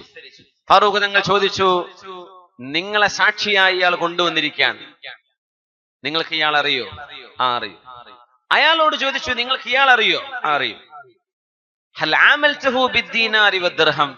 പൈസയുമായി വല്ല ഏർപ്പാടോ ഇയാളുമായി നടത്തിയിട്ടുണ്ടോ എന്ന് ചോദിച്ചു. വല്ല കടം കൊടുത്തിട്ട് തിരിച്ചു കിട്ടിയിട്ടുണ്ടോ, അല്ലെങ്കിൽ എന്തെങ്കിലും വായ്പ കൊടുത്തിട്ട് അയാൾ തിരിച്ചു തന്നിട്ടുണ്ടോ, അല്ലെങ്കിൽ പൈസയുടെ വിഷയം വരുമ്പോ കണ്ണു ചിമ്മി എന്തോ ഹലാലോ ഹറാമോ ഒന്നും വിഷയമല്ല, പൈസ ഉണ്ടായാൽ മതി, അങ്ങനെ ചിന്തിക്കുന്ന ആളാണോ? അല്ല, കാശിന് വല്ലാത്തൊരു ആഗ്രഹം, പൈസ കണ്ടാ പിന്നെ എല്ലാം മറന്നു പോകുന്ന ഇങ്ങനത്തെ ആളാണ്, ഇതൊക്കെ അറിയോ? ഞാൻ പറഞ്ഞു, ഇല്ല, ഞാൻ അയാളുമായി സാമ്പത്തിക ഇടപാടുകളൊന്നും നടത്തി നോക്കിയിട്ടില്ല. പിന്നെ ചോദിച്ചു, ഹൽ ജാവർതഹു, നിങ്ങൾ അയാളുടെ കൂടെ താമസിച്ചിട്ടുണ്ടോ? ജിവാറിൽ അതിഥിയായിട്ട്, അല്ലെങ്കിൽ അയൽക്കാരനായിട്ട്, കൂടെ താമസിക്കുന്ന ആളായിട്ട് നിങ്ങൾ ഇയാളുടെ കൂടെ കഴിഞ്ഞിട്ടുണ്ടോ? പറഞ്ഞില്ല. അയൽപക്കക്കാർക്ക് അയൽപക്കക്കാരറിയുള്ളൂ, അയൽപക്കക്കാരന് കൂടെ കടന്നവന് രാപ്പനെ അറിയുള്ളൂ എന്ന് പറയില്ലേ, എന്ന പോലെ കൂടെ നിൽക്കുന്നവർക്ക്. നിങ്ങളുടെ മുമ്പിൽ ഇപ്പൊ ഞാൻ ഒരു ഉസ്താദാണെങ്കിൽ അത് പറയുന്ന ആളാ, നിങ്ങൾ എന്തോ വലിയ ആളാന്ന് വിചാരിക്കും. അങ്ങനെയല്ല, അങ്ങനെ വിധി എഴുതാൻ പാടില്ല. അതൊന്നുമല്ല സംഗതി. ഈ ഉസ്താദ് പൈസന്റെ ആളാണോ? ഈ ഉസ്താദ് കാശ് കിട്ടിയാൽ അവിടെ കൗന്നടക്കുന്ന ആളാണോ? ഈ ഉസ്താദിന്റെ കൂടെ ജീവിക്കുന്നവരെന്താ മൂപ്പരെ പറ്റി പറയുന്നത്? മൂപ്പരെ തട്ടിപ്പുകളൊക്കെ വല്ലതും ഉണ്ടോ? കൂടെ ജീവിക്കുന്നവർക്ക് ആളെ പറയാൻ കഴിയുള്ളൂ. ഹൽ ജാബർത്തത് വലിയ വിഷയമാണ്. ഇതൊക്കെ പ്രവാസ ലോകത്ത് കിട്ടുന്ന വലിയൊരു നന്മയാണ്. ഒരുപാട് ബാച്ചലർ റൂമുകൾ 8, 10, 15 ആളുകൾ 2 റൂമിലൊക്കെ താമസിക്കുക. ഇവിടൊക്കെ ഓരോരുത്തർക്കും ഓരോ ബെഡ്റൂം, ഓരോരുത്തർക്കും ഓരോ ബാത്റൂം. അവിടെ ക്യൂ നിൽക്കുക ബാത്റൂമിന്റെ മുമ്പിൽ. രാവിലെ നിന്റെ സമയം 6:30 കേട്ടോ, അത് 6:35 മൂപ്പർക്ക് ഒന്നും തോന്നണില്ലെങ്കിൽ കഴിഞ്ഞു, ഇന്ന് അന്നില്ല, അടുത്ത ദിവസം നോക്കിയാൽ മതി, അടുത്ത 6:30 ടൈമുള്ളൂ. അങ്ങനെ വിഷമിക്കുന്ന അവസ്ഥകളുണ്ട് ഗൾഫ് നാടുകളിൽ. നമ്മൾ ചിന്തിക്കണം. അങ്ങനെ കഷ്ടപ്പെട്ട് ഒരുമിച്ച് ജീവിക്കുമ്പോഴേ ആളറിയുള്ളൂ. അല്ലാതെ ദൂരെന്ന് കാണുന്നത് വേൾന്ന് വരണമെന്നല്ല. കൂടെ ജീവിക്കുന്ന ആളുകൾ എന്താണ് ഒരാളെ പറ്റി പറയുന്നത്, അതാ വിഷയം. ഖാദിമായി നടക്കുന്നവർക്ക് ഒരു ഉസ്താദിനെ പറ്റി അറിയാൻ പറ്റും, കൂടെ നടക്കുന്ന ഒരാൾക്ക് അറിയാൻ പറ്റും, ഡ്രൈവറായി പോകുന്ന ആൾക്ക് അറിയാൻ പറ്റും, നിങ്ങളുടെ കൂടെ താമസിക്കുന്ന ഒരാൾക്ക് അറിയാൻ പറ്റും, അയൽവാസിക്ക് അറിയാൻ പറ്റും, എപ്പോഴും ഇടപഴകുന്ന ആളുകൾ. അപ്പോഴേ തനി സ്വഭാവം അറിയുള്ളൂ. അല്ലെങ്കിൽ നമ്മളൊക്കെ ഒരു തരം മേക്കപ്പിലൂടെ അങ്ങനെ കടന്നു പോകും. ഓ, ആൾ ഉഷാറ, അറിയോ, ആൾ ഉഷാറ. അതല്ല ഉഷാർ. ഹൽ ജാബർതഹു, നിങ്ങൾ അയാളുടെ കൂടെ താമസിച്ചിട്ടുണ്ടോ? ഫാറൂഖ് തങ്ങൾ ചോദിച്ചു. റളിയല്ലാഹു അൻഹു ചോദിച്ചപ്പോൾ അയാൾ പറഞ്ഞു, ലാ, ഇല്ല. പിന്നെ ചോദിച്ചു, അൽ സാഫർത മഅ, നിങ്ങൾ അയാളോട് കൂടെ യാത്ര പോയിട്ടുണ്ടോ? ദീർഘമായ യാത്ര പോയിട്ടുണ്ടോ? ഇല്ല. ഇത് 3ഉം ചെയ്തിട്ടില്ല എന്ന് പറഞ്ഞപ്പോഴാണ്, അൻതല തഅരിഫുഹു, നിങ്ങൾക്ക് ഇയാളെ പറ്റി ഒന്നും അറിയില്ല. ലഅല്ലക റഅയ്തഹു യുസല്ലി ഫീ മസ്ജിദിൻ, ഒരു പള്ളിയിൽ നിസ്കരിക്കുന്നതായി നിങ്ങൾ കണ്ടിരിക്കണം എന്നല്ലാതെ പള്ളിയിൽ നിസ്കരിക്കാൻ അയാൾ നിസ്കരിക്കുന്നത് കണ്ടതല്ല. ഒരാളെ പറ്റി അറിയുമെന്ന് പറയാ. നിസ്കരിക്കാൻ പാർക്കാൻ പറ്റാത്തത് പൈസയുടെ ഏർപ്പാടിൽ എങ്ങനെയാണ്? വ്യക്തി ജീവിതം എങ്ങനെയാണ്? ദീർഘമായ യാത്ര പോകുമ്പോൾ അവസ്ഥകൾ എന്താണ്? ഈ 3ഉം ഒരുമിച്ച് കിട്ടുന്ന ഒരു ലോകമാണ് പ്രവാസ ലോകം. യാത്രയുണ്ട്, അവിടെ കൂടെ താമസിക്കലുണ്ട്, പൈസയുമായുള്ള ഏർപ്പാടുണ്ട്. അതുകൊണ്ട് അവിടെ കിട്ടുന്ന ചില സുഹൃത്തുക്കൾ ജീവിതത്തിലെ വലിയ സമ്പാദ്യങ്ങളാണ്. ഗൾഫിൽ നിന്ന് ഒന്നും ചെയ്തില്ല എന്ന് വിചാരിക്കുക, പക്ഷെ കുറെ സമ്പാദ്യം കിട്ടും ഇങ്ങനെ നല്ല സുഹൃത്തുക്കൾ. അഷ്റഫുൽ ഖൽഖ് സ്വല്ലല്ലാഹു അലൈഹി വസല്ലം തങ്ങൾ പറഞ്ഞു, മൻ ആല ഉഖ്തൈൻ, രണ്ട് പെങ്ങന്മാർക്ക് ആരെങ്കിലും രണ്ട് പെങ്ങന്മാർക്ക് ആശ്വാസം ലഭിക്കുന്ന രീതിയിൽ അവർക്ക് ഉപകാരം ചെയ്തു കൊടുത്തിട്ടുണ്ടെങ്കിൽ, ഔ അഖവൈനി രണ്ട് സഹോദരന്മാർക്ക് ഉപകാരം ചെയ്തു കൊടുത്തിട്ടുണ്ടെങ്കിൽ, കാനാ ലഹു ഹിർസം മിനന്നാർ, ഇവർ രണ്ടുപേരും അവർക്ക് നരകത്തിൽ നിന്ന് മറയാണെന്ന് ഹബീബ് റസൂലുള്ളാഹി സ്വല്ലല്ലാഹു അലൈഹി വസല്ലം തങ്ങൾ പഠിപ്പിച്ച വചനങ്ങളിലുണ്ട്. ഞാനീ പറയുന്നത്, ചില ആളുകൾ പറയും 30 കൊല്ലം 20 കൊല്ലം 25 കൊല്ലം 40 കൊല്ലം ഒക്കെ പ്രവാസ ജീവിതം കഴിഞ്ഞ് തിരിച്ചു പോരുമ്പോ എന്ത് ചെയ്തു, എന്ത് സമ്പാദിച്ചു? ഒന്നും സമ്പാദിച്ചിട്ടില്ല. പിന്നെ എന്ത് ചെയ്തു? പെങ്ങളെ കല്യാണം കഴിച്ചു കൊടുത്തു. ജ്യേഷ്ഠന് വളരെ പ്രയാസമായിരുന്നു, ജ്യേഷ്ഠനൊരു വീട് വെച്ചു കൊടുത്തു. അനുജന്റെ പഠനമൊക്കെ നടന്ന് അവൻ നല്ലൊരു എഞ്ചിനീയറായി. എവിടെ? അനുജനെ പഠിപ്പിച്ച ഈ ജ്യേഷ്ഠൻ 4ാം ക്ലാസ് വരെ പഠിച്ചിട്ടുള്ളൂ. അങ്ങനെ എച്ചിലും കൂടെ ഒന്ന് പോകുന്നത്. പക്ഷേ അനുജൻ നല്ലൊരു എഞ്ചിനീയറായി ഗമയിൽ ഇങ്ങനെ വരുമ്പോ അവൻ അറിയുന്നില്ല, എന്നെ പഠിപ്പിച്ചത് എന്റെ ഇച്ഛയാണ്, എന്റെ ഈ ജ്യേഷ്ഠനാണ്. അതറിയാതെ പോകുന്നത് വല്ലാത്തൊരു സങ്കടമാണ്. ചില ആളുകൾ ജ്യേഷ്ഠന്മാർ അനുജന്മാർക്ക് പൈസ അയച്ചു കൊടുക്കുന്നുണ്ട്. ഇവിടെ പ്രവാസികളുടെ പൈസ വരുന്നുണ്ട് അനുജന്മാർക്ക്, ജ്യേഷ്ഠന്മാർക്ക്. അവർക്ക് വീട് വെച്ചു കൊടുക്കാൻ, വീടിന്റെ പണി നടത്തുന്നു. വീടിന്റെ പണി നടന്നു കഴിഞ്ഞാൽ പിന്നെ താക്കോല് വാങ്ങി അതിന്റെ ആധാരോ അതിന്റെ കാര്യങ്ങളോ ഒക്കെ ചെയ്യാൻ നോക്കുമ്പോഴാ ഇത് അനുജൻ സ്വന്തം പേരിലാക്കിയിട്ടുണ്ടോ? സുബ്ഹാനല്ലാഹ്.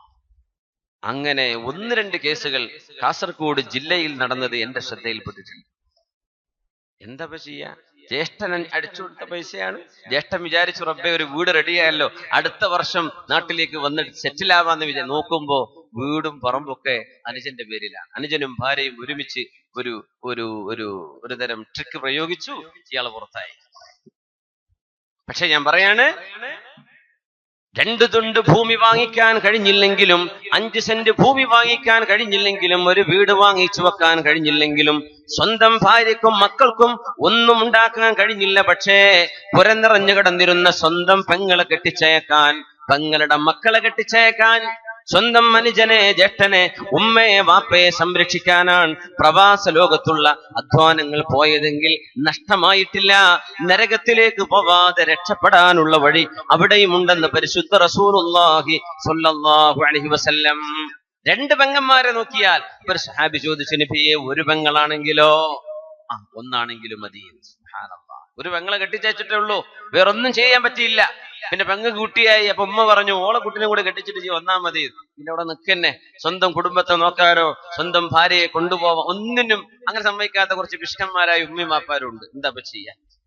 സ്വന്തം മക്കളുടെ മകന്റെ ജീവിതം അത് നോക്കില്ല, മക്കളുടെ പെൺമക്കളുടെ ജീവിതം മാത്രം മതി. അങ്ങനെ ചിന്തിക്കുന്ന സ്വാർത്ഥതകൾ.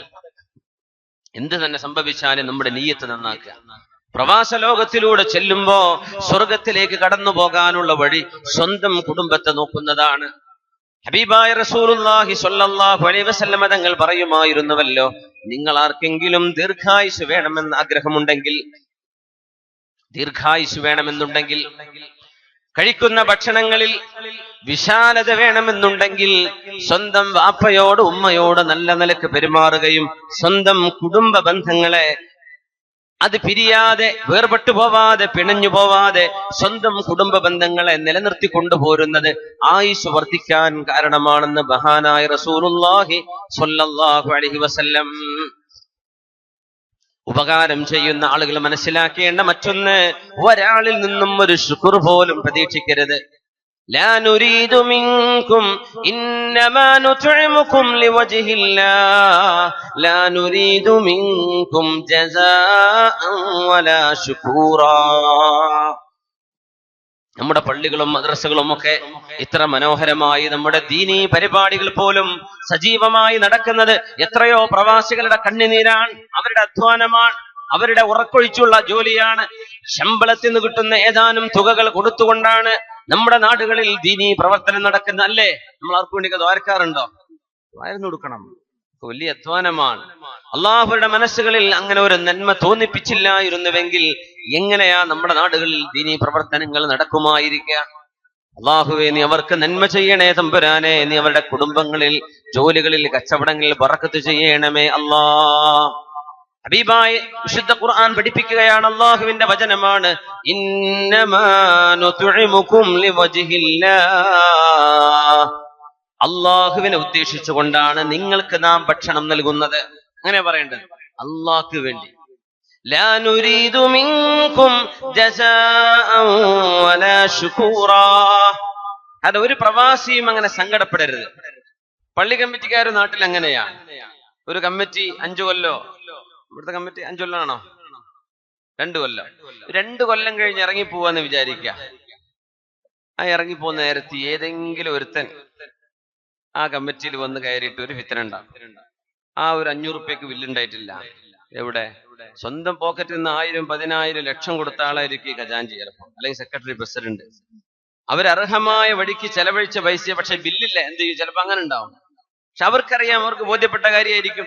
ആ ബില്ല് എവിടെ എന്ന് ചോദിച്ചിട്ട് ഈ കമ്മിറ്റിക്കാര് മുഴുവൻ കള്ളന്മാരായിരുന്നു എന്നൊരു പ്രസ്താവനയും ഇറക്കിയിട്ട് ഈ സാധുക്കൾ കരഞ്ഞുകൊണ്ടായിരിക്കും ചിലപ്പോ കമ്മിറ്റി പിരിച്ചുവിടുക, അല്ലെങ്കിൽ ആ കമ്മിറ്റിയിൽ നിന്ന് ഇറങ്ങി വരിക. നാട്ടിലൊക്കെ നടക്കുന്ന ഒരു വിഷയം. അത് ഇബ്ലീസിന്റെ ഒരു കളിയാണ്. ഒരു മനുഷ്യനെ സങ്കടപ്പെടുത്തുക, ഒരു മനുഷ്യനെ സന്തോഷിപ്പിക്കലാണ് അള്ളാഹുവിന് ഇഷ്ടം. സങ്കടപ്പെടുത്തല ഇബ്ലീസിന് ഇഷ്ടം. അപ്പൊ എന്ത് ചെയ്യുക? കുറെ നന്മ ചെയ്തല്ലോ, നന്മയൊന്നും പറയണ്ട, കുഴപ്പം മാത്രം പറഞ്ഞാൽ മതി. എത്രയോ നന്മകളോടെ കിടക്കുക, അതൊന്നും മിണ്ടണ്ടാക്കി കാണാത്ത പോലെ എന്ത് ചെയ്യുക? ഒരു 500 റുപ്യന്റെ കേസ് മാത്രം. ഇവിടെ 5 കോടി കൈകാര്യം ചെയ്ത കമ്മിറ്റി ആയിരിക്കും ഇത്. 500 റുപ്യന്റെ പേരിലായിരിക്കും ഈ കമ്മിറ്റിയെ ചീത്ത പറഞ്ഞ് അവരെ മുഴുവനും സങ്കടപ്പെടുത്തി കണ്ണീരിലാഴ്ച ഇവിടെ നിന്ന് ഇറക്കി വിടുക. ഇത് മനുഷ്യന്റെ സ്വഭാവമാണ്. അതുകൊണ്ട് ലോകത്ത് ആരും ഒരു നന്മ ചെയ്യുന്ന ഒരാളും അള്ളാഹുവിന്റെ തൃപ്തിയല്ലാതെ ഒന്നും പ്രതീക്ഷിക്കരുത്. അത് നമുക്കൊക്കെ ജീവിതത്തിലുള്ള മാതൃകയാണ്. ഉപകാരം ചെയ്യുന്നവർക്കേ ഉപദ്രവം ഉണ്ടാവുള്ളൂ, അത് മനസ്സിലാക്കണം. ഒരു ഉപകാരം ഒരാൾക്കും ചെയ്തു കൊടുക്കാത്ത ആളെ പറ്റി നാട്ടുകാർക്കൊക്കെ നല്ല അഭിപ്രായം. ഓ, നല്ല മനുഷ്യനല്ലേ, ഒരാൾക്കും ഒരു കംപ്ലൈന്റും ഇല്ല. പിന്നെ ആരെ പറ്റിയാ കംപ്ലൈന്റ് ഉള്ളത്? മുമ്പൊക്കെ കച്ചവടം ഉണ്ടായപ്പോ ഒരുപാട് കൊടുത്തിരുന്നു പള്ളിക്കും മദ്രസക്കും. ഇപ്പൊ കച്ചവടമൊക്കെ പോയപ്പോ ഒന്നും കൊടുക്കാൻ പറ്റണില്ല. ഇപ്പൊ പറയുന്നത് മുമ്പൊക്കെ തന്നിരുന്നു, ഇപ്പൊ ആള് മറ്റേ പാർട്ടിയാന്ന് തോന്നുന്നത്, അല്ലെങ്കിൽ അവിടെ തരുന്നില്ല. ഈ സാധുവിന്റെ ജീവിത അവസ്ഥ എന്താണ്? ഇയാളുടെ ബുദ്ധിമുട്ട് എന്താണ്? ഇയാളുടെ കുടുംബത്തിന്റെ അവസ്ഥ അതൊന്നുമല്ല നോക്കുക. ആ മനുഷ്യൻ മുമ്പ് ചെയ്ത ഒരുപാട് നന്മകളുണ്ട്, അതൊന്നും നോക്കില്ല. മനുഷ്യനെ കുത്തുവാക്ക് പറഞ്ഞ് മനസ്സിനെ വേദനിപ്പിക്കുന്ന ഒരുതരം പൈശാചികത നാട്ടിലുള്ള നാവുകളിൽ ധാരാളമാണ്.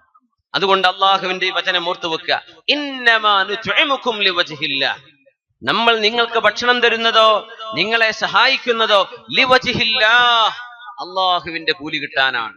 ലാ നുരീദു മിൻകും ജസാഅൻ. ജസാഅൻ നഖിറയാണ്. ഒരു ഉപകാരവും നിങ്ങളെന്ന് ഞങ്ങൾ പ്രതീക്ഷിക്കുന്നില്ലേ, വലാ ശുകൂറ, ഒരു നന്മയും നിങ്ങളെന്ന് പ്രതീക്ഷിക്കുന്നില്ല. അങ്ങനെയാണ് ചെയ്യേണ്ടത്. ഒരു താങ്ക് യു അതൊന്നും പറയണ്ട. അല്ലെങ്കിൽ നിങ്ങൾ സംഭാവന ചെയ്തു, നിങ്ങൾ വിചാരിക്കണം എന്നാ പിന്നെ ഉറൂസിന്റെ ലിസ്റ്റിൽ എന്റെ പേരൊന്ന് വെച്ചിട്ട് ഇന്നാൽ നാജ് 2 ലക്ഷം നമ്മൾ എത്തിങ്ങാനൊക്കെ തന്നു, അതൊന്നും പ്രതീക്ഷിക്കാനും പാടില്ല, അതിനൊന്നും നിൽക്കാനും പാടില്ല. ഇന്നമാ നുത്ഇമുകും ലിവജ്ഹില്ലാഹ്, നമ്മൾ ചെയ്യുന്നത് അല്ലാഹുവിന് വേണ്ടിയാണ്. ഒരു നന്ദിയും വേണ്ട, ഒരു പ്രതിഫലവും വേണ്ട. ആ രീതിയിൽ നന്മ ചെയ്യാൻ പ്രവാസികളായ ആളുകൾ മുന്നോട്ട് വന്നാൽ ജീവിതത്തിൽ ഒരുപാട് സങ്കടങ്ങൾ ഒഴിവായി കിട്ടും. എന്തിനാണ് ഈ വൃഥാവിലായി വെറുതെ എന്തിനായി സങ്കടപ്പെടുന്നത്? അർഹിക്കുന്ന പരിഗണന കിട്ടിയില്ല, അല്ലെങ്കിൽ ഞങ്ങളെയൊന്നും ആരും പരിഗണിച്ചില്ല. ആ ചിന്ത ഉള്ളത് കൊണ്ടാണ് വിഷമം. ആദ്യം പ്രതീക്ഷിക്കാതിരുന്ന പോരെ? ആദ്യം പ്രതീക്ഷിക്കരുത്. അള്ളാഹുവിന് വേണ്ടി മാത്രമാണ് നമ്മൾ പ്രവർത്തിക്കുന്നത്. ഇന്നമാ നുത്ഇമുകും ലിവജ്ഹില്ലാഹ്. ആ ഒരു ഇഖ്ലാസിന്റെ ചിന്തകൾ നമ്മുടെ ഓരോ പ്രവർത്തനങ്ങളിലും കടന്നു വരികയാണെങ്കിൽ അൽഹംദുലില്ലാഹ് ജീവിതം സുഭദ്രമായിരിക്കും. അള്ളാഹു നമുക്ക് ഖൈർ തരട്ടെ. ആമീൻ യാ റബ്ബൽ ആലമീൻ. ഒരൽപ്പം കൂടെ സമയം, ഇപ്പോ 25 മിനിറ്റായി, 35 മിനിറ്റായി. ഇനി ഒരു 25 മിനിറ്റും കൂടെ എന്റെ മുമ്പിലുണ്ട്. ഇൻഷാ അല്ലാഹ്. നിങ്ങൾക്ക് വിശക്കുന്നുണ്ടോ? ഇല്ലല്ല. ഈ വിശക്കുന്നവർക്ക് ഭാഷണമല്ല ഭക്ഷണമാണ് വേണ്ടതെന്നാ. അപ്പൊ ഈ ഭാഷണം അപ്പൊ നടക്കണല്ലോ, ഭക്ഷണം കിട്ടുന്നുണ്ടോ? നിങ്ങൾക്ക് കുടിക്കാൻ വെള്ളമുണ്ടോ? കഞ്ഞിയൊക്കെ ഉണ്ട്. മാഷാ അല്ലാഹ്, മാഷാ അല്ലാഹ്. വിശക്കുന്നവർക്ക് കഞ്ഞിയൊക്കെ ഏർപ്പാടാക്കിയിരുന്നത്. അപ്പൊ പേടിക്കാനില്ല. ഇച്ചിരി ചൂടൊക്കെ ഉണ്ട് അല്ലേ? സാരമില്ല. നാറു ജഹന്നമ അശദ്ദു ഹർറാ. അള്ളാന്റെ നരകത്തിന്റെ ചൂട് എത്രയായിരിക്കും? നാറു ജഹന്നമ അശദ്ദു ഹർറാ. യാ അല്ലാഹ്, 1100 ഡിഗ്രി ചൂടാ നമ്മുടെ സൂര്യന് കിടക്കണത്. 2400 ഡിഗ്രി ചൂടുള്ള ഗ്രഹങ്ങളൊക്കെ ഉണ്ട്. എന്തായിരിക്കും ഇതിന്റെ അവസ്ഥ? സുബ്ഹാനല്ലാഹ്. അപ്പോ ഈ ചൂട് നമുക്ക് സഹിക്കാൻ പറ്റണില്ല. അള്ളാഹു നാളെ നരകത്തിന്റെ ചൂട് അള്ളാഹു നമ്മെ കാത്തുരക്ഷിക്കട്ടെ. الذين يذكرون الله قياما وقعودا وعلى جنوبهم ويتفكرون في خلق السماوات والأرض ربنا ما خلقت هذا باطلا سبحانك فقنا عذاب النار. നക്ഷത്രഗോളങ്ങളെ സംബന്ധിച്ച് സൂര്യനെ സംബന്ധിച്ചൊക്കെ ചിന്തിക്കുമ്പോൾ പറഞ്ഞു പോവേണ്ട വാക്കതാണ് അല്ലാഹുവേ ഫഖിനാ അദാബന്നാർ. ഈ സൂര്യന്റെ ചൂട് അല്ലാഹു ഇത് ഞങ്ങൾക്ക് നീ ഉഷ്ണകാലം തന്നതാ. തണുപ്പ് ബോറടിക്കുമ്പോ അല്ലാഹു ചൂട് തരും, ചൂട് ബോറടിക്കുമ്പോ തണുപ്പ് തരും, തണുപ്പ് ബോറടിക്കുമ്പോ ഹേമന്തകാലം, അത് ബോറടിക്കുമ്പോ ഇച്ചിരി ചൂട്. കാലാവസ്ഥകൾ മാറി മാറി വരുന്നതാണ്. ഇത് മാറി മാറി വന്നില്ലെങ്കിൽ മനുഷ്യന്മാർക്ക് ദുന്യാവ് ബോറടിച്ചേനെയാണ്. മനുഷ്യന്മാരെങ്ങനെയാണ്? കുട്ടികൾക്ക് ഗെയിം കളിച്ച് ബോറടിക്കുന്നുണ്ട്. ഇപ്പോഴത്തെ കാലം അങ്ങനെയാണ്. എല്ലാ സൗകര്യത്തിലും ജീവിക്കുന്ന മക്കളെ ഒരു ബുദ്ധിമുട്ടില്ല, അവർക്ക് ബോറടിക്കാണ്. എന്റെ മക്കളോടൊക്കെ ഞാൻ പറയാം, ബോറടിക്കാന്നുള്ള വാക്ക് ജീവിതത്തിൽ പറയാൻ പാടില്ല. ഏറ്റവും കൂടുതൽ എനിക്ക് ഇഷ്ടപ്പെടാത്തൊരു വാക്ക് എന്റെ കുഞ്ഞുങ്ങളോട് ഞാനതാ പറയുന്നത്. സ്വന്തം മക്കളോട് പറഞ്ഞു പോകരുത്, ബോറടിക്കാൻ. കാരണം ജീവിതത്തിന്റെ പച്ചയായ യാഥാർത്ഥ്യം എന്താണെന്ന് നമ്മൾ കണ്ടിട്ടില്ല. എന്താ ബോറടിക്കാന്ന് പറഞ്ഞാൽ? എന്തിനാ ബോറടിക്കേണ്ടത്? അപ്പൊ അള്ളാഹു തരുന്ന ഈ ഒരു ചൂട് സൂര്യന്റെ താപമാണ്, അല്ലെ? വിശുദ്ധ റസൂലുള്ളാഹി സ്വല്ലല്ലാഹു അലൈഹി വസല്ലം ഇന്ന ശിദ്ദത്തൽ ഹർരി മിൻ ഫൈഹി ജഹന്നം, നട്ടുച്ച നേരത്തെ ചൂട് നരകത്തിന്റെ ആവിയാണെന്നാണ്. അള്ളാഹു നരകത്തെ നമ്മെ കാത്തുരക്ഷിക്കട്ടെ. ഞാൻ നമ്മുടെ വിഷയം ഒന്ന് മാറ്റിപ്പിടിക്കുകയാണ്. നമ്മൾ ഔട്ട് ചെയ്തിരുന്ന വിഷയമുണ്ട്, മരണം, വ്യത്യസ്ത അനുഭവങ്ങൾ. അതായിരുന്നു ഇവിടെ ചർച്ച ചെയ്യേണ്ട വിഷയം. അപ്പൊ ഈ ജുമാക്ക് ഇങ്ങനെ വരുന്ന വരവിൽ നമ്മുടെ സംഘാടകരെ പറഞ്ഞു, ഞങ്ങൾ ഇങ്ങനെ ഈ പ്രവാസികളുമായുള്ളൊരു വിഷയം കൊടുത്തിട്ടുണ്ടായിരുന്നു, എന്നാ പിന്നെ അതായിക്കോട്ടെ എന്ന് വിചാരിച്ചാണ് ഇപ്പൊ ഈ ഇത്രയും സമയം അതുമായി ഒരു ചെറിയ ചർച്ച നടത്തിയത്. ഇനി നമ്മളൊന്ന് വിഷയം മാറ്റി പിടിക്കുകയാണ്. കുഴപ്പമൊന്നുമില്ലല്ലോ. അപ്പോ ഇന്ന ശിദ്ദത്തൽ ഹർരി മിൻ ഫൈഹി ജഹന്നം, നട്ടുച്ച നേരത്തെ ചൂട് നരകത്തിന്റെ ആവിയാണ്. ഞങ്ങൾ അങ്ങനെ തന്നെ പറഞ്ഞിട്ടുണ്ട്. ഹിമ്മയെ സംബന്ധിച്ച്, പനിയെ സംബന്ധിച്ച് ഞങ്ങൾ പറഞ്ഞൊരു ഹദീസ് അങ്ങനെയുണ്ട്. ഇന്ന ശിദ്ദത്തൽ ഹുമ്മാ മിൻ ഫൈഹി ജഹന്നം, അതിശക്തമായ പനി പിടിച്ചുള്ള ചൂട് നരകത്തിന്റെ ആവിയുടെ ഒരു അംശമാണെന്ന് റസൂലുള്ളാഹി സ്വല്ലല്ലാഹു അലൈഹി വസല്ലം. അതങ്ങനെ തന്നെ മനസ്സിലാക്കണം എന്നാണ്. ശരീരം നരകമല്ല, നമുക്കറിയാം. ബോഡി ടെമ്പറേച്ചർ അല്ല നരകത്തിന്റെ ചൂട് എന്ന് അറിയാം, സൂര്യനല്ല നരകമെന്നറിയാം. എന്നാലും ഇതിനൊക്കെ നരകവുമായി ഒരു കണക്ഷൻ ഉണ്ട് എന്ന് റസൂലുള്ളാഹി സ്വല്ലല്ലാഹു അലൈഹി വസല്ലം. അതുകൊണ്ട് അള്ളാഹുവിന്റെ നരകം കാക്കേണമേ എന്ന് നബി തങ്ങൾ ദുആരക്കാൻ വേണ്ടി പറയാൻ. വിശുദ്ധ ഖുർആൻ الذين يذكرون الله قياما وقعودا وعلى جنوبهم ويتفكرون في خلق السماوات والأرض, ഇരുന്നുകൊണ്ടും നിന്നുകൊണ്ടും കിടന്നുകൊണ്ടും അള്ളാഹുവിനെ ഓർക്കുന്ന ആളുകൾ എപ്പോഴും അള്ളാഹുവിനെ പറ്റിയേ പറയുള്ളൂ. നാവിൽ വരുന്നത് അള്ളാഹുവിനെ പറ്റിയാണ്. അങ്ങനത്തെ ഒരു വിഭാഗം ഉണ്ടെന്നാണ്. ഇദാ അഹബ്ബ ശൈഅൻ അക്സറ മിൻ ദിക്രിഹി, ഒരു മനുഷ്യൻ ഒരു കാര്യം ഇഷ്ടപ്പെട്ടാൽ അത് തന്നെ പറഞ്ഞുകൊണ്ടിരിക്കും എന്ന് ഉലമാ പറയാറുണ്ട്. അത് ഹദീസാണെന്നും പറയാറുണ്ട്. ഇദാ അഹബ്ബ ശൈഅൻ അക്സറ മിൻ ദിക്രിഹി, അങ്ങനെയാണ്. വെറും പൈസ ഇഷ്ടമുള്ളവർ എപ്പോഴും പൈസന്റെ കാര്യം പറയുള്ളൂ. അങ്ങനെയാണ്. വ്യഭിചാരം ഇഷ്ടപ്പെടുന്നവൻ കാണാൻ ചുരുക്കുള്ള പെണ്ണുങ്ങളെ പറ്റിയേ പറഞ്ഞുകൊണ്ടിരിക്കുള്ളൂ. ഒരു പിന്നെ അതിനെപ്പറ്റി ചർച്ച ഉണ്ടാവുള്ളൂ. കള്ളുകൂടി ഇഷ്ടമുള്ളവൻ എവിടേക്കാണ്? നമ്മുടെ ബീവറേജ് ഷോപ്പുകൾ ഫുൾ ലിസ്റ്റ് അവന്റെ കയ്യിലുണ്ടാവും. സിനിമ ഇഷ്ടമുള്ളവര് ആകെ സിനിമ പേജേ നോക്കുള്ളൂ. സ്പോർട്സ് ഇഷ്ടമുള്ളവര് പത്രം വന്നാലും ന്യൂസ് ആയാലും സ്പോർട്സേ നോക്കുള്ളൂ. ഇദാ അഹബ്ബ ശൈഅൻ അക്സറ മിൻ ദിക്രിഹി, പക്ഷെ നമ്മൾ ഇഷ്ടപ്പെടേണ്ടത് ആരെയാണ്? അള്ളാഹുവിനെയാണ്. പിന്നെ റസൂലുള്ളാഹി സ്വല്ലല്ലാഹു അലൈഹി വസല്ലം.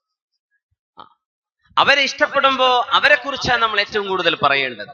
ആരെ ഇഷ്ടപ്പെടുന്നുവോ അവരെ കുറിച്ചാണ് ഏറ്റവും കൂടുതൽ പറയേണ്ടത്. അങ്ങനെ പറയുമ്പോ നമ്മുടെ അവസാനത്തെ വാക്ക് നന്നായി വരും. നമ്മുടെ മരിക്കുന്ന നേരത്തെ വാക്ക് നല്ല വാക്കായി വരും. നമ്മളൊക്കെ ദുആയിരിക്കൂലേ, അല്ലാഹുമ്മ ജഅൽ ആഖിറ കലാമിനാ ഇൻദൽ മൗത്ത്, പടച്ച റബ്ബേ ഞങ്ങൾ മരിച്ചു പോകുന്ന നേരത്തെ അവസാനത്തെ വചനം ലാ ഇലാഹ ഇല്ലല്ലാഹ്, ആരാധിക്കപ്പെടാൻ അർഹനായി വണക്കവും സർവമാന ഇബാദത്തിനും അർഹതയുള്ള ഒരേ ഒരുത്തനേ ഉള്ളൂ, അതെന്റെ അള്ളാഹുവാണ്, എന്റെ റബ്ബാണ്, അള്ളാഹുവാണ്, അവനല്ലാതെ മറ്റൊരു ഇലാഹും ഇല്ല എന്ന് അവസാനത്തെ വാക്ക് പറഞ്ഞ ആർക്കെങ്കിലും മരിക്കാൻ കഴിയുകയാണെങ്കിൽ അത് നല്ല മരണത്തിന്റെ അടയാളമാണെന്ന് പരിശുദ്ധ റസൂലുള്ളാഹ്. നമ്മൾ പറയുന്നത് ദുന്യാവിൽ നമ്മൾ ചെയ്യുന്ന പ്രവർത്തനങ്ങൾക്ക് അള്ളാഹു തരുന്ന ഒരു റിസൾട്ടാണ്. നമ്മൾ മരിക്കുമ്പോ ഈമാൻ തരണേ ദ്വാരക്കുമല്ലോ, അള്ളാഹു നമുക്കൊക്കെ തരട്ടെ. എനിക്ക് ഈ വിഷയം ഇങ്ങനെ ഈ വിഷയം തെരഞ്ഞെടുത്തപ്പോഴേ വല്ലാത്തൊരു വിഷമമായി. റബ്ബേ, നമ്മളിതൊക്കെ പറയാൻ നമുക്കൊരു സൂഉൽ ഖാത്തിമത്ത് നടക്കുകയാണെങ്കിൽ എന്തായിരിക്കും അവസ്ഥ? നമ്മുടെ മരണം എന്തായിരിക്കും നമുക്ക് അറിയില്ലല്ലോ. മരണത്തെ പറ്റി വേറെ പറയാൻ ഭയങ്കര രസമാണ്, കരയാനും കരയിപ്പിക്കാനൊക്കെ പറ്റും. പക്ഷെ അത് ഭയങ്കര ഗൗരവമുള്ള വിഷയം. അത് ടച്ച് ചെയ്ത് പറഞ്ഞാൽ, ഖൽബുമായിട്ട് തട്ടിച്ചു നോക്കിയാൽ അത് പറയാൻ കഴിയില്ല. കാരണം സ്വന്തം നഫ്സും ഞാൻ പറയുന്ന ഞാനടക്കം ഇതിൽ ബാധകമാണ്. നമ്മളെല്ലാവരും ഇതിൽ ബാധകല്ലേ? നമുക്ക് മരണസമയത്ത് ചൊല്ലിത്തരും, ചിലപ്പോൾ ചൊല്ലൂ, ലാ ഇലാഹ ഇല്ലല്ലാഹ് ചൊല്ലും മോനെ, ചൊല്ലാൻ പറ്റൂല, അങ്ങനെ ഉണ്ടാവും. ചൊല്ലാൻ കഴിയില്ല. റസൂലുള്ളാഹി സ്വല്ലല്ലാഹു അലൈഹി വസല്ലം തങ്ങൾ മരണം ആസന്നമായി കിടക്കുന്ന ഒരു രോഗിയുടെ അരികത്തേക്ക് വരികയും ആ രോഗിയുടെ ശരീരത്തിലേക്ക് നോക്കിക്കൊണ്ട് പറഞ്ഞു, ഇന്നീ ലഅലമു മാ യൽഖാ. ആ രോഗിക്ക് തോന്നുന്ന അവസ്ഥ എന്താണെന്ന് എനിക്ക് സത്യമായിട്ടും അറിയാം. ഇപ്പോ ഞങ്ങൾ പറയാം, ആ മരിക്കുന്ന ആളുടെ അവസ്ഥ എന്താണെന്ന് എനിക്കറിയാം. മരണം അനുഭവിക്കുന്ന അനുഭവം എന്താണെന്ന് എനിക്ക് കണ്ടാൽ തന്നെ അറിയാമെന്ന് പരിശുദ്ധ ഹബീബ് സല്ലല്ലാഹു അലൈഹി വസല്ലം. മാ ഫീഹി ഇർഖുൻ ഇല്ലാ വഹുവ യഅലമു ബിൽ മൗതി അലാ ഹിദതി. ശരീരത്തിലുള്ള എല്ലാ ഇർഖും, ഞരമ്പും, ഓരോ ഞരമ്പും മരണം ആസന്നമാകുന്ന രോഗിക്ക് വേദന നൽകുന്നുണ്ടെന്ന് മഹാനായ അഷ്റഫുൽ ഖൽഖ് റസൂലുള്ളാഹ് സ്വല്ലല്ലാഹു അലൈഹി വസല്ലം. അതുകൊണ്ടാണ് ഹബീബിന്റെ പുതിയാപ്പിള അലി റളിയല്ലാഹു അൻഹു പറഞ്ഞത്, വല്ലദീ നഫ്സു മുഹമ്മദിൻ ബിയദി. അല്ലാഹുവിന്റെ റസൂലിന്റെ ശരീരം ഏതൊരു അല്ലാഹുവിന്റെ കയ്യിലാണോ ആ അല്ലാഹുവിനെ തന്നെയാണ് സത്യം. ലഅൽഫു ദർബത്തിൻ ബിസ്സൈഫ് ലഅഹ്വനു മിൻ മൗതിൻ അലാ ഫിറാഷ്. ശരീരത്തിലേക്ക് 1000 വാളിന്റെ വെട്ട് വീഴുന്നതിനേക്കാളും ഗൗരവമാണ് വിരിപ്പിൽ കിടന്നുള്ള മരണമെന്ന് മഹാനായ അലി ഇബ്നു അബീ ത്വാലിബ് റളിയല്ലാഹു അൻഹു 1000 വെട്ടുകൊള്ളുന്ന വേദനയെക്കാളും പ്രയാസം അനുഭവിക്കുന്നുണ്ട് വിരിപ്പിൽ കിടക്കുന്നു മരിക്കുന്ന ഒരു മയ്യത്തിനെന്ന്. അല്ലാഹു നമുക്ക് സലാമത്ത് തരട്ടെ. നമുക്കത് കാണാൻ പറ്റൂല, അതാണ് അത്ഭുതം. രോഗിക്ക് ചിലപ്പോൾ പെടച്ചിലൊന്നും അനുഭവപ്പെട്ടില്ല എന്ന് വരും. പക്ഷേ ആലമുൽ ബർസഖിന്റെ ലോകമാണ്. മരണമാസന്നമായാൽ തന്നെ മലക്കുകളെ കാണാൻ കഴിയും. നമുക്ക് മലക്കുകളെ കാണാൻ പറ്റുന്നുണ്ടോ? ഇപ്പോ ഇല്ല. മരണമാസന്നമാകുന്ന രോഗികൾക്ക് മലക്കുകളെ കാണാൻ കഴിയും. അവർക്ക് അനുഭവിക്കാൻ വേണ്ടി പറ്റും. ഒരുപാട് സംഭവങ്ങളുണ്ട്. അംറു ബിനുൽ ആസ് റളിയല്ലാഹു തആല അൻഹു ഫാത്തിഹു മിസ്ർ കീഴടക്കിയ മഹാനായ അംറു ബിനുൽ ആസ് റളിയല്ലാഹു അൻഹു, മസ്ജിദ് ഫുസ്താത്തിന്റെ ഉടമ. മഹാനവറുകൾ മരിക്കാൻ കിടക്കുമ്പോ പ്രിയപ്പെട്ട മോൻ പറഞ്ഞു വാപ്പയോട്, ഉപ്പാ, നിങ്ങൾ പറയാറുണ്ടായിരുന്നല്ലോ ഉപ്പാ, ഇന്നീ ലഅജബു മിൻ റജുലിൻ നസല ബിഹിൽ മൗതു വമഅഹു അഖ്ലുഹു വലിസാനുഹു കൈഫ ലാ യസിഫു. ഞാൻ അത്ഭുതപ്പെടുകയാണ്. നാവും ബുദ്ധിയും ശരീരവും സംസാര സിദ്ധിയുമൊക്കെ ഉള്ള ഒരാൾ മരണമാസന്നമാകുമ്പോ ആ മരണം എങ്ങനെയാണെന്ന് എന്തുകൊണ്ട് അവർക്ക് വിശദീകരിക്കാൻ കഴിയുന്നില്ല എന്ന് മരിക്കുന്ന ആളെ കുറിച്ച് എനിക്ക് അത്ഭുതമുണ്ട് എന്ന് പറഞ്ഞ സ്വഹാബിയായിരുന്നു അംറു ബിൻ ആസ് റളിയല്ലാഹു അൻഹു. ഇവര് പറയാൻ, മരിക്കുന്ന ആൾ എന്താ പറഞ്ഞുതരാത്തത്, എന്താണ് മരണമെന്ന് എന്തുകൊണ്ട് പറഞ്ഞിരുന്നില്ല? നാവുണ്ടല്ലോ, ബുദ്ധിയും ഉണ്ടായിരിക്കെ മരണത്തിന്റെ അവസാന ഘട്ടങ്ങളിലെങ്കിലും ഒന്ന് പറഞ്ഞൂടെ എന്താണ് മരണത്തിന്റെ അനുഭവമെന്ന് ചോദിച്ചിരുന്നു. അപ്പോഴാണ് മോൻ ചോദിക്കുന്നത്, ഉപ്പാ, നിങ്ങൾക്ക് ആ അവസ്ഥ വന്നിരിക്കുകയാണ്, നിങ്ങളൊന്ന് പറഞ്ഞൊരു എങ്ങനെയാ മരണമെന്ന്. നിങ്ങൾ പറയാറുണ്ടല്ലോ മറ്റുള്ളവരെ കുറിച്ച് എനിക്ക് അത്ഭുതമുണ്ട് എന്ന്, നിങ്ങൾ എന്ത് പറയുന്നു? യാ ബുനയ്യ, മോനെ, അൽ മൗതു അഅ്ളമു മിൻ അൻ യൂസഫ്. വിവരിക്കപ്പെടാൻ കഴിയാത്ത വിധം ഗൗരവമാണ് മരണം. ലാകിൻ സഅസിഫു ലക ശൈഅൻ മിൻ. കുറച്ച് ഞാൻ വിശദീകരിച്ചു തരാം. വല്ലാഹി, അല്ലാഹുവിനെ തന്നെയാണ് സത്യം. ലക അന്ന അലാ കതിഫി ജിബാലു റിദ്വാ വതിഹാമ. തിഹാമയുടെയും റിദ്വയുടെയും 2 മഹാപർവ്വതങ്ങൾ എന്റെ 2 തോളിൽ വെച്ച് തന്ന പോലെ തോന്നുന്നുണ്ട് എനിക്ക്. നിൽക്കുന്ന ആൾക്ക് തോന്നുകയാണ് വലിയ പർവ്വതം, ഒരു ചാക്കി സിമന്റ് എന്നല്ല പറഞ്ഞു, വലിയ പർവ്വതം എന്റെ 2 ചുമലുകളിൽ വെച്ച് തന്ന പോലെ.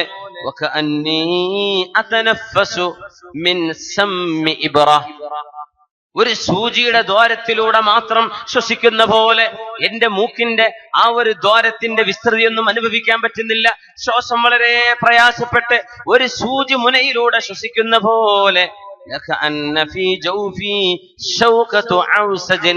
അതിശക്തമായ മുള്ളുകൾ എന്റെ വയറിനുള്ളിലേക്ക് കയറിയതുപോലെ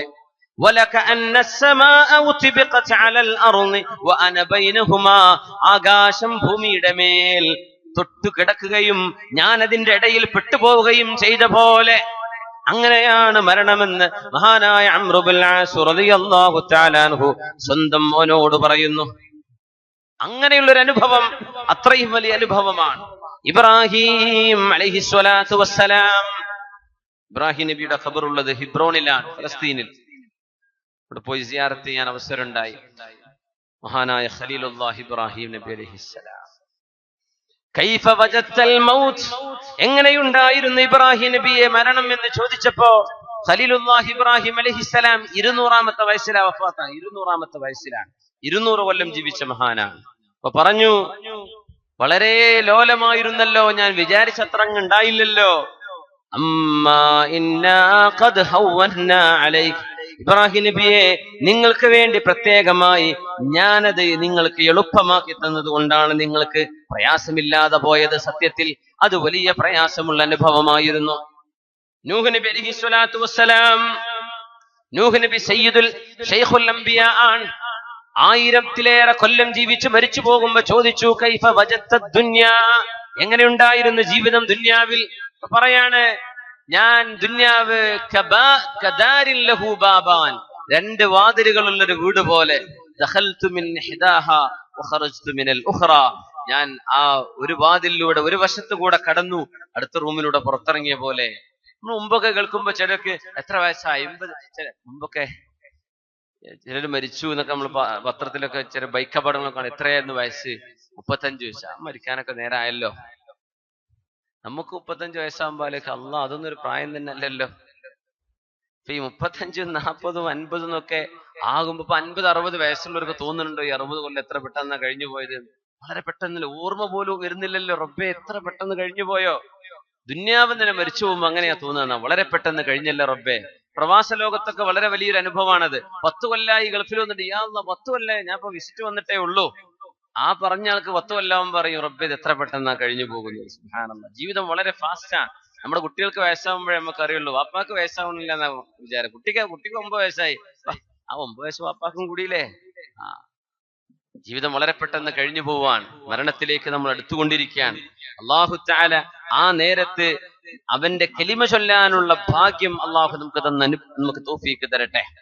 മഹാനായ ഇബ്നുൽ ഖയ്യിം അൽ ജൗസിയ്യ തങ്ങൾ മരണം ആസന്നമായ ഒരാളുടെ അടുത്ത് വന്നിട്ട് ചോദിച്ചു, ഖുൽ ലാ ഇലാഹ ഇല്ലല്ലാഹ്, ലാ ഇലാഹ ഇല്ലല്ലാഹ് എന്ന് പറയുമോനെ എന്ന് പറഞ്ഞപ്പോ, ഹൈഹാത്ത് ഹീല ബൈനി വ ബൈനഹാ, എനിക്ക് പറയണം തോന്നുന്നുണ്ട്, പക്ഷെ പറയാൻ പറ്റുന്നില്ല. ഹീല ബൈനി വ ബൈനഹാ, എന്റെയും അതിന്റെയും ഇടയിൽ മറവെച്ച പോലെ എന്ന് ആ മനുഷ്യൻ പറഞ്ഞത് മഹാനവറുകൾ കേൾക്കുകയാണ്. വിശുദ്ധ ഖുർആൻ പറഞ്ഞു, വഹീല ബൈനഹും വ ബൈന മാ യശ്തഹൂൻ, നമ്മൾ ആഗ്രഹിക്കുന്ന പലതിന്റെയും ഇടയിൽ മറവീഴുന്ന ഒരു സമയമുണ്ട്. ലാ ഇലാഹ ഇല്ലല്ലാഹ് എന്ന് പറയണേ എന്ന് മരിക്കാൻ പോകുന്ന മറ്റൊരാളോട് പറയപ്പെട്ടപ്പോൾ അയാളുടെ മറുപടി, മാ യൻഫഉനി മാ തഖൂൽ, ഈ ലാ ഇലാഹ ഇല്ലല്ലാഹ് ഞാനിപ്പോ പറഞ്ഞിട്ട് എന്ത് കാര്യം? ഒരു തെറ്റുപോലും ഉപേക്ഷിക്കാതെ എല്ലാ തെറ്റുകളും ചെയ്ത് നടന്ന ആളല്ലേ ഞാൻ, പിന്നെ എന്തിനാണ് ഞാനത് പറയേണ്ടത്? അത് പറഞ്ഞപ്പോഴേക്കും മരണം സംഭവിച്ചു. ആ വാക്കുകളൊക്കെ പറഞ്ഞ ആൾക്ക് ഒരു ലാ ഇലാഹ ഇല്ലല്ലാഹ് പറയാമായിരുന്നു, തൗഫീഖ് ഉണ്ടായില്ല. അതിന്റെ അർത്ഥം ജീവിതകാലത്ത് നമ്മൾ ഈ ദിക്ർ കൊണ്ടു നടന്നില്ലെങ്കിൽ നാവിന് വഴങ്ങാൻ പറ്റൂല. പാട്ടുപാടി നടക്കുന്നവർ പാട്ടുപാടിയിട്ടായിരിക്കും മരിക്കാൻ. അങ്ങനെയാണ്. മൂളിപ്പാട്ട് പാടി നടക്കുന്നവരില്ലേ, അവർക്ക് ആ നേരത്തും അതായിരിക്കും വരിക. നമ്മൾ എന്താണ് എന്താണോ നമ്മൾ ഏറ്റവും കൂടുതൽ പറഞ്ഞുകൊണ്ടിരിക്കുന്നത്, അതായിരിക്കും ഏറ്റവും കൂടുതൽ നമ്മെ സ്വാധീനിക്കുക. അള്ളാഹു നമുക്ക് നന്മ തരട്ടെ, അള്ളാഹു നമുക്ക് നന്മ തരട്ടെ. യാ ഫുലാൻ ഖുൽ ലാ ഇലാഹ ഇല്ലല്ലാഹ്, കള്ളുകുടിച്ചുകൊണ്ടിരുന്ന ഒരാൾ മരിക്കുകയാണ്. ലാ ഇലാഹ ഇല്ലല്ലാഹ് പറയുമോനെ എന്ന് പറഞ്ഞപ്പോ, ലാ ഇശ്റബ് അൻത സുമ്മ സ്ഖിനി, നീ കുടിച്ചോ, ഞാൻ പറയുന്നില്ല, നീ കുടിക്ക്, എന്നിട്ട് പിന്നെ എന്നെ കുടിപ്പിക്ക്. നീ കുടിച്ചിട്ട് എനിക്ക് ബാക്കിയതാ. എവിടെ എപ്പോഴും കള്ളുഷാപ്പ് പോയി പറഞ്ഞിരുന്ന വാക്കതാണ്. അത് പറഞ്ഞു മരിച്ച ആളുകളുണ്ട്. ഇതൊക്കെ നമ്മുടെ ചരിത്ര പണ്ഡിതന്മാർ രേഖപ്പെടുത്തി വെച്ചിരിക്കുക. കള്ളുകുടിയന്മാർക്ക് ഈ അനുഭവം വരാൻ പോകുന്നു. എങ്ങനെ? നീ കുടിക്ക്, ബാക്കി എനിക്ക് താ. മരിക്കുമ്പോ പറയാൻ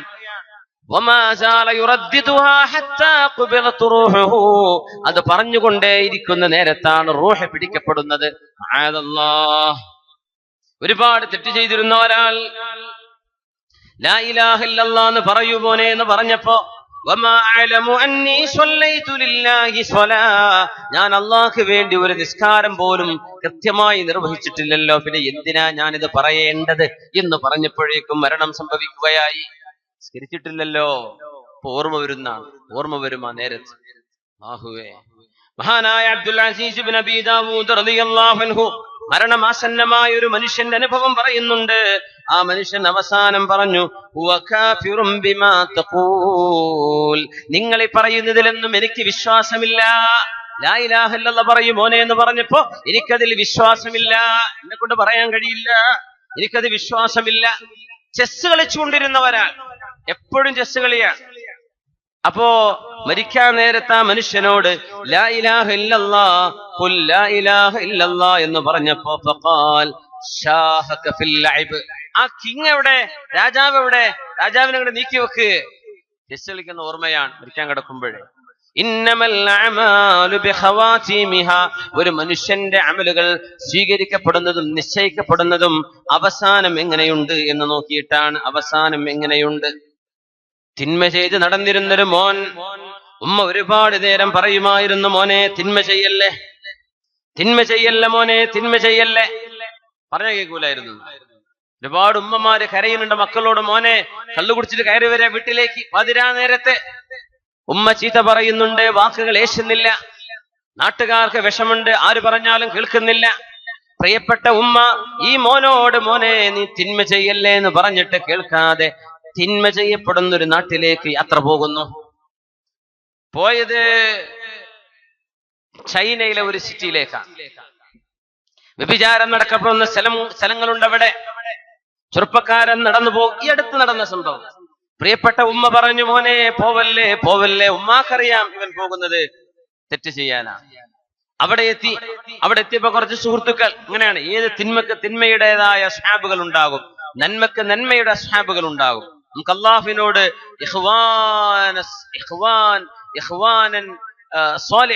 നല്ലവരായ കൂട്ടുകാരെ തരണേ പടച്ചവനെ എന്നാ ചോദിക്കണം. അള്ളാഹു നമുക്ക് തരട്ടെ. ഇഖ്വാനു സൂ ഉണ്ടാവും, തിന്മയുടെ കൂട്ടുകാർ. അള്ളാഹു നമ്മുടെ മക്കളെയും നമ്മയൊക്കെ അള്ളാഹു കാത്ത് രക്ഷിക്കട്ടെ. ആ മോൻ ഹോട്ടലിലേക്ക് കയറി ചൊല്ലുന്നു. അപ്പോഴേക്കും അവിടെ കള്ളുകുടിയന്മാരായ കൂട്ടുകാർ റെഡിയുണ്ട്. അവിടെ പെണ്ണുങ്ങൾ റെഡിയാണ്, അവിടെ ചില നൈറ്റ് കഫേകൾ റെഡിയാണ്. ആഘോഷ തിമർപ്പുകളുടെ രാവുകളാണ്. അപ്പൊ പിറ്റേ ദിവസം വന്നപ്പോ തന്റെ കൂട്ടുകാരൻ ചോദിച്ചു, പോവല്ലേ, ഇന്നാലിന്റെ ക്ലബിൽ ഇന്നാലിന്റെ പരിപാടി ഉണ്ട്, പോവല്ലേ. ഈ ചെറുപ്പക്കാരൻ മുസ്ലിമാണ്, ഒരു അറബിയാണ്. അപ്പോ ആള് പറഞ്ഞു, ഇന്ന് രാത്രി ഞാൻ ഒരു പെണ്ണിന്റെ കൂടെ ബുക്ക് ചെയ്തിരിക്കുകയാണ് ഈ ഹോട്ടലിൽ, ഇന്ന് ഞാൻ വരുന്നില്ല, നാളെ വരാം. എന്നാ പിന്നെ നാളെ കാണാന്ന് പറഞ്ഞ് കൂട്ടുകാരൻ പോയതാണ്. പിറ്റേന്ന് രാവിലെ ഇയാളെ കാണാൻ വേണ്ടി വന്നു നോക്കുമ്പോ പരിസരത്താകെ പോലീസും അതുപോലെ തന്നെ ഫയർഫോഴ്സും വന്ന് നിറഞ്ഞിരിക്കുകയാണ്. ആളുകൾ ജനത്തിരക്കുണ്ടവിടെ, ആ ഹോട്ടലിന്റെ പരിസരം മുഴുവനും. ചോദിച്ചു, എന്ത് പറ്റി? പറഞ്ഞു, നിനക്കെന്താ ഇവിടെ? എന്റെ അറിയുന്നൊരു കൂട്ടുകാരൻ ഇന്നാലിന്റെ ഫ്ലോറിലുണ്ട്, ഇന്നാലിന്റെ ഹോട്ടലിന്റെ ഇന്നാലിന്റെ റൂമിൽ എന്റെ കൂട്ടുകാരൻ ഇരിപ്പുണ്ട്, ഞാൻ അയാളെ കാണാൻ വന്നതാണ്. സഹോദര, കാം ഡൗൺ, വിഷമിക്കാതിരിക്കുക. ഈ ഹോട്ടലിൽ ഇന്നലെ തീ പിടിച്ചിരിക്കുകയാണ്. നീ പറഞ്ഞ റൂം നമ്പർ എത്ര? റൂം നമ്പർ എത്ര? ഈ റൂം നമ്പറിൽ നിന്ന് 2 പേരെ കണ്ടുകിട്ടി. ഒരാൾ ഒരു അറബിയാണെന്ന് തോന്നുന്നു, അയാളുടെ കൂടെ ഒരു പെണ്ണുമുണ്ട്. 2 പേരും മരിച്ചിരിക്കുകയാണ് ഇന്നലത്തെ രാത്രിയിൽ തീപിടുത്തത്തിൽ. ആ ഒരു ഉമ്മയുടെ വിഷമം ആലോചിച്ച് നോക്കുക.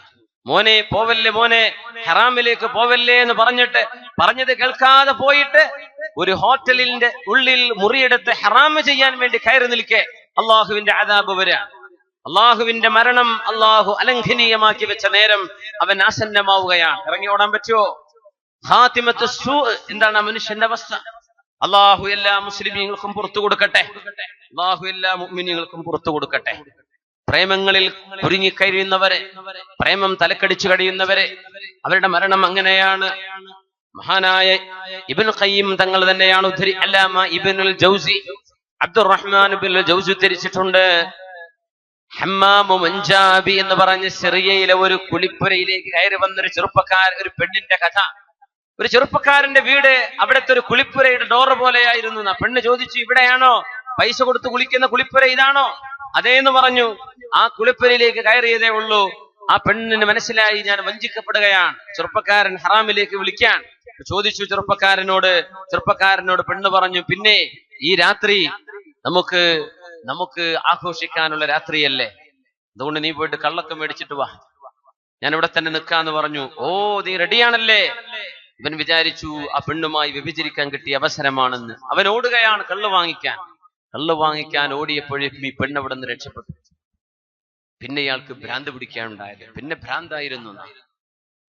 എപ്പോഴും പാടി നടക്കും, യാ റബ്ബ സായിലത്തിൻ യൗമൻ വഖദ് തഇബത് അയ്ന ത്വരീഖു ഇലാ ഹമ്മാമി മുൻജാബി. ഒരു ദിവസം തളർന്ന അവശയായി ഒരു സുന്ദരിയായ പെണ്ണ് മുൻജാബിയുടെ കുളിപ്പുര ഏതാണെന്ന് ചോദിച്ചു വന്ന ആ പെണ്ണ്, എവിടെ പോയി, എനിക്ക് കാണാൻ കിട്ടുന്നില്ലല്ലോ എന്ന് പ്രേമ നൈരാശ്യത്തോടുകൂടെ മദ്യപാനിയായി ദുർനടപ്പുകാരനായി മാറിയൊരു ചെറുപ്പക്കാരൻ. ചില ചെറുപ്പക്കാർ കള്ളുകുടിക്കുന്ന പ്രേമ നൈരാശ്യം വരുമ്പോഴാണെന്നാ. സുബ്ഹാനല്ലാഹ്, എന്തൊരു മോശാണത്. പ്രേമം തന്നെ ഹറാം, പിന്നെ അതിന്റെ പിന്നിൽ മദ്യപാനവും. അള്ളാഹു നമ്മുടെ ചെറുപ്പക്കാരെ കാത്ത് രക്ഷിക്കട്ടെ. ഇയാളിങ്ങനെ ഭ്രാന്ത് പിടിച്ച് പാടി നടക്കുമ്പോഴാ ഒരു വില്ലയുടെ മുകളിൽ നിന്ന്, ഒരു ഫ്ലാറ്റിന്റെ മുകളിൽ നിന്ന് ഈ പെണ്ണിങ്ങനെ മറുപടി കൊടുത്തു, ഹല്ലാ ജഅൽത ലഹാ ലമ്മാ ഖലൗത ബിഹാ ഹറസം മിനദ്ദാരി ഔ ഖുഫലം മിനൽ ബാബി. ആ പെണ്ണിനെ ഒറ്റയ്ക്ക് കിട്ടിയപ്പോഴേ ഒറ്റയ്ക്ക് അവളെ വെച്ചങ്ങ് ഓടിപ്പോയേ ചെയ്തത്. ആ ഡോറൊന്ന് പൂട്ടിക്കൂടായിരുന്നോ? ഒരാളെ കാവല് നിർത്തിക്കൂടായിരുന്നോ? ഇതും കൂടെ കേട്ടപ്പോ അയാൾക്ക് തലക്കടിയേറ്റ പോലെയായി. മരിക്കാൻ കിടക്കുമ്പോ ഈ മനുഷ്യനോടൊന്നും ഇങ്ങനെ പറയാണ്, മോനെ ചൊല്ലു മോനെ ലാ ഇലാഹ ഇല്ലല്ലാഹ്. ഇയാൾ പറഞ്ഞ പാട്ട് ഇതാണ്, മരിക്കുമ്പോ പറഞ്ഞ പാട്ട് ഇതാണ്, യാ റബ്ബ ഖായിലത്തിൻ യൗമൻ വഖദ് തഇബത് അയ്ന ത്വരീഖു ഇലാ ഹമ്മാമി മുൻജാബി. പ്രേമം തലക്കടിച്ചു മരിക്കുന്നവർ, അവരുടെ മരണത്തെ അവസാന വാക്കുകൾ അങ്ങനെയാണ്, പ്രേമത്തിന്റെ വാക്കുകള്. അയ്ന ത്വരീഖു, എവിടെയാണ് വഴി, എങ്ങനെയാണ് മരിക്കേണ്ടതെന്നറിയില്ല. മരണത്തിന് ആസന്നമാകുന്ന നേരത്തിന് വേണ്ടി റെഡിയാവാൻ അറിഞ്ഞിരുന്നില്ല. നമ്മൾ ഓർക്കണമേ, എത്രയോ നല്ല മരണങ്ങൾ ഇപ്പുറത്ത് നടക്കുന്നുണ്ട്. ഇമാമുന ശാഫിഈ റളിയല്ലാഹു തആല അൻഹു മരണത്തോടടുക്കുന്ന നേരത്തെ അല്ലാമ മുസ്നി തങ്ങൾ വന്ന് സന്ദർശിക്കുന്നു. പ്രഗത്ഭനായ പണ്ഡിതരെ മഹാനവറുകൾ ചോദിച്ചു ഷാഫിഈ തങ്ങളോട്, കൈഫ അസ്ബഹത, ഇമാം അവറുകളെ എങ്ങനെയുണ്ട്? മരിക്കാൻ പോവാണ് നമ്മുടെ ഇമാമുന മുഹമ്മദ് ഇബ്നു ഇദ്രീസ് ശാഫിഈ റളിയല്ലാഹു അൻഹു. അസ്ബഹതു മിനദ്ദുനിയാ റാഹില, ഈ ലോകത്ത് നിന്ന് ഞാൻ പുറപ്പെടുകയാണ്. വലിൽ ഇഖ്വാനി മുഫാരിഖ, എന്റെ കൂട്ടുകാരോട് യാത്ര പറയുകയാണ്. വലികഅസിൽ മനിയതി ശാരിബ, മരണത്തിന്റെ ചഷകം ഞാൻ കുടിക്കാൻ പോവുകയാണ്. വലിസൂഇ അമലി മുലാഖിയ, എന്റെ തിന്മകളെ ഞാൻ കാണാൻ പോകുന്നു. വഇൽമുല്ലാഹി വാരിദ ഫലാ അദ്രി അറൂഹി തസീറു ഇലൽ ജന്നതി ഫഉഹന്നിഹാ അം ഇലൻ നാരി ഫഉഅസ്സിഹാ.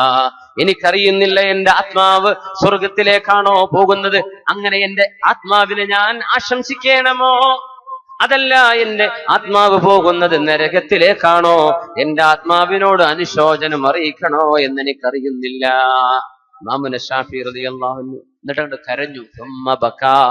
പിന്നൊരു കവിത ചൊല്ലി മഹാനോ, ഹുജ്ജത്തുൻ ഫിൽ ലുഗ, ഭാഷയിൽ ഹുജ്ജത്താണ് മഹാനായ ഇമാമുന ശാഫിഈ റളിയല്ലാഹു അൻഹു. മനോഹരമായ ഒരു കവിത ചൊല്ലി. അള്ളാഹുവിന്റെ റഹ്മത്തിനെ പറ്റിയുള്ള വിചാരത്തിലാണ് നമ്മൾ മരിക്കേണ്ടതെന്നാണ്. ആ കവിതകളുടെ മൊത്തം ആശയം അതാണ്. അഹ്സിനു ളന്നകും ബില്ലാഹ്, മരിക്കുമ്പോ അള്ളാഹിനെ പറ്റി നല്ലത് വിചാരിക്കും. എന്റെ അള്ളാഹു എനിക്ക് പുറത്തു തരും, എന്റെ റബ്ബ് എനിക്ക് മാപ്പ് തരും. എന്നെ പോലെ എത്രയോ തെറ്റുകാർക്ക് അള്ളാഹ് പുറത്തു കൊടുത്തില്ലേ. ഞാൻ അള്ളാഹു അല്ലാത്ത ഒരു ദൈവത്തെ ഞാൻ ആരാധിച്ചിട്ടില്ലല്ലോ, ഞാൻ അള്ളാഹുവിനെ ഇബാദത്ത് ചെയ്ത ആളല്ലേ.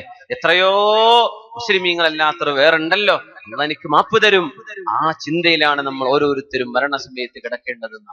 അള്ളാഹു നമുക്ക് അങ്ങനെ നല്ല ഹുസ്നുൽ ളന്ന അള്ളാഹുവിനെ പറ്റി അള്ളാഹു നമുക്ക് തരട്ടെ. ഇമാം ഷാഫി തങ്ങൾ പറഞ്ഞ വാക്ക് ചൊല്ലി ഞാൻ അവസാനിപ്പിക്കുകയാണ്. വലമ്മാ ഖസാ ഖൽബി വളാഖത് മദാഹിബി, വലമ്മാ ഖസാ ഖൽബി വളാഖത് മദാഹിബി ജഅൽതു الرجا مني لعفوك سلما تعاظمني ذنبي فلما قرنته بعفوك ربي كان عفوك أعظما فما زلت ذا عفو عن الذنب لم تزل تجود وتعفو منة وتكرما فلولاك لم ينج من إبليس عابد وكيف وقد أغوى صفيك آدما അല്ലാഹുവേ എന്റെ ഹൃദയം കടുത്തു പോവുകയും എനിക്ക് പോകാനുള്ള വഴികൾ മുഴുവനും സങ്കുചിതമാവു പോവുകയും ചെയ്തപ്പോ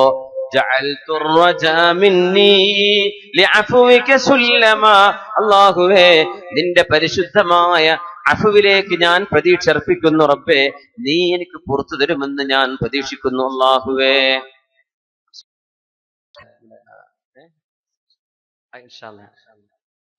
നമ്മുടെ യതീംഖാന ഇവിടെ നിർമ്മാണം തുടങ്ങാൻ പോകണ അറിയാലോ, അതുകൊണ്ട് ഇൻഷാ അല്ലാഹ് എല്ലാരും നല്ലൊരു സംഭാവന ഇട്ടുകൊടുക്കണേ. ബിസ്മില്ലാഹ്.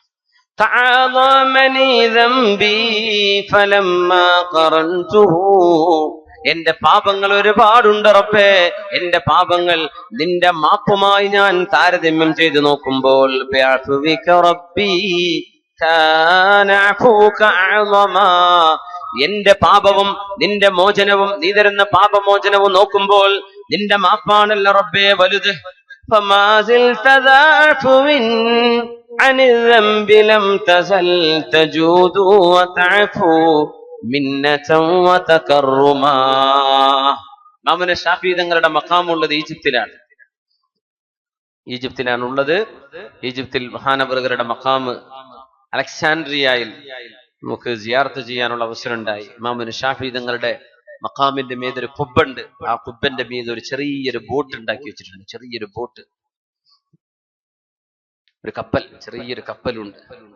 ഉലമാ പറയാണ് കപ്പലോടുന്നത് എവിടെയാ? കടലിലാണ്. വിജ്ഞാനത്തിന്റെ കടലാണ് ആ താഴെ കിടക്കുന്നത് എന്നറിയിക്കാൻ ഇമാമുന ശാഫിഈ തങ്ങളുടെ മഖാമിന്റെ ആ ഒരു കുബ്ബക്ക് മുകളിൽ ഒരു ചെറിയ കപ്പൽ വെച്ചിരിക്കുകയാണ്. ആ മഹാനവറുകൾ അവിടെയാണ്, ഈജിപ്തിലാണ് അന്ത്യവിഷമം കൊള്ളുന്നത്. അല്ലാഹു അവരോടൊപ്പം സ്വർഗ്ഗലോകത്ത് ഒരുമിച്ച് കൂട്ടി തരട്ടെ. റബ്ബേ നിന്റെ മാപ്പ് വലുതല്ലയോ റബ്ബേ, നീ ഒരുപാട് മാപ്പ് തരുമല്ലോ റബ്ബേ. അത് ഓർത്തു നോക്കുമ്പോ സമാധാനമുണ്ട് റബ്ബേ. നീ ഒരുപാട് ആൾക്ക് പുറത്തു കൊടുത്തില്ലേ, അതുകൊണ്ട് റബ്ബേ നീ എനിക്കും പുറത്തു തരുമോ എന്ന് ഞാൻ പ്രതീക്ഷിക്കുന്നു റബ്ബേ എന്ന് ഇമാമുന ശാഫിഈ തങ്ങൾ അവസാനമായി പറഞ്ഞ വാക്കുകൾ. സുജൂദിൽ കിടന്ന് മരിച്ചവരുണ്ട്, ദിക്റിലായി മരിച്ചവരുണ്ട്, ആയിരക്കണക്കിന് ഖത്മുകൾ തീർത്ത് മരിച്ചവരുണ്ട്. ഇൻഷാ അല്ലാഹ് വഴിയെ നമുക്ക് ചർച്ച ചെയ്യാം. റസൂലുള്ളാഹി സ്വല്ലല്ലാഹു അലൈഹി വസല്ലം തങ്ങൾ നല്ല മരണങ്ങളുടെ ചില സൂചനകൾ പറഞ്ഞു തന്നു. ഒന്ന്, നുത്ഖുഹു ബികലിമത്തി തൗഹീദ്, ലാ ഇലാഹ ഇല്ലല്ലാഹ് എന്ന് ചൊല്ലി മരിക്കാനുള്ള ഭാഗ്യം ഉണ്ടാവുന്നത് നല്ല മരണത്തിന്റെ അടയാളമാണ്. അല്ലാഹു നമുക്കത് തരട്ടെ. മറ്റൊന്ന്, ഷഹീദായി മരിക്കാനുള്ള ഭാഗ്യം. മറ്റൊന്ന്, അവസാനം ചെയ്തത് ഒരു നന്മയായിരുന്നു, നന്മ ചെയ്ത് മരിക്കുക. അവസാനം ചെയ്ത കർമ്മം ഒരു നന്മയാണ്, അങ്ങനെ മരിക്കാൻ ഭാഗ്യം ഉണ്ടാവുക. മറ്റൊന്ന്, ശരീഅത്ത് പവിത്രമാക്കി വെച്ച 5 കാര്യമുണ്ട്. മഖാസിദു ശരീഅയിൽ മഹാന്മാര് പറഞ്ഞ വിഷയമുണ്ട്. ദീന്, നഫ്സ്, മാല്, ഇർദ്, അഖ്ല്. നമ്മുടെ ദീൻ, നമ്മുടെ ശരീരം, സമ്പത്ത്, അഭിമാനം, മനുഷ്യന്റെ ബുദ്ധി, ഇത് സംരക്ഷിക്കാൻ വേണ്ടി ഒരാൾ നടത്തുന്ന പടയോട്ടം, അതിലൊരു മനുഷ്യന് സംഭവിക്കുന്ന അപകടം, അത് നല്ല മരണമാണ്. ഏതെങ്കിലും മാരകമായ രോഗം പിടിപെട്ട് ക്ഷമിച്ചുകൊണ്ട് മരിക്കാൻ അല്ലാത്ത നല്ല മരണമാണ്. മൗത്തുൽ മർഅത്തി ഫീ നിഫാസിഹാ, ഒരു പെണ്ണ് കുഞ്ഞിന് ജന്മം കൊടുത്തിരിക്കെ പ്രസവാനന്തരം മരിക്കുന്ന മരണം ഒരു പെണ്ണിനെ സംബന്ധിച്ചിടത്തോളം നല്ല മരണമാണ്. അൽ മൗതു ബിൽ ഗർഖ്, വെള്ളത്തിൽ മുങ്ങി മരിക്കുന്നത്. വൽ ഹർഖ്, തീപിടിച്ച് മരിക്കുന്നത്. വൽ ഹദം, കെട്ടിടങ്ങളോ മറ്റോ താഴെ വീണ് ഉള്ളിലകപ്പെട്ട് മരിച്ചു പോകുന്നത് നല്ല മരണമാണ്. വൽ മൗതു ലൈലത്തുൽ ജുമുഅ, വെള്ളിയാഴ്ച ദിവസം മരിക്കുന്ന മരണം, അല്ലെങ്കിൽ വെള്ളിയാഴ്ച രാവിൽ ഉള്ള മരണം നല്ല മരണമാണ്. അല്ലാഹു ഇതൊക്കെ നമുക്ക് തരട്ടെ. കാരണം 2 കിഡ്നിയും ഫെയിലായി പോയ ഒരു സഹോദരിയാണ്, നമ്മുടെ കണ്ണൂർ ജില്ലയിൽപ്പെട്ട ഒരു സഹോദരിയാണ്. ഈ അടുത്ത 1-2 മാസം മുമ്പ് മരിച്ചു പോകുമ്പോ സ്വന്തം വീട്ടുകാരൊക്കെ വിളിച്ചിട്ട് പറഞ്ഞത് ഞങ്ങൾക്ക് വളരെ അത്ഭുതം തോന്നി. സാധാരണക്കാരി പെണ്ണാണ്, 2-3 പെൺകുട്ടികളുണ്ട്, 2 കിഡ്നി നഷ്ടപ്പെട്ട് ഒരുപാട്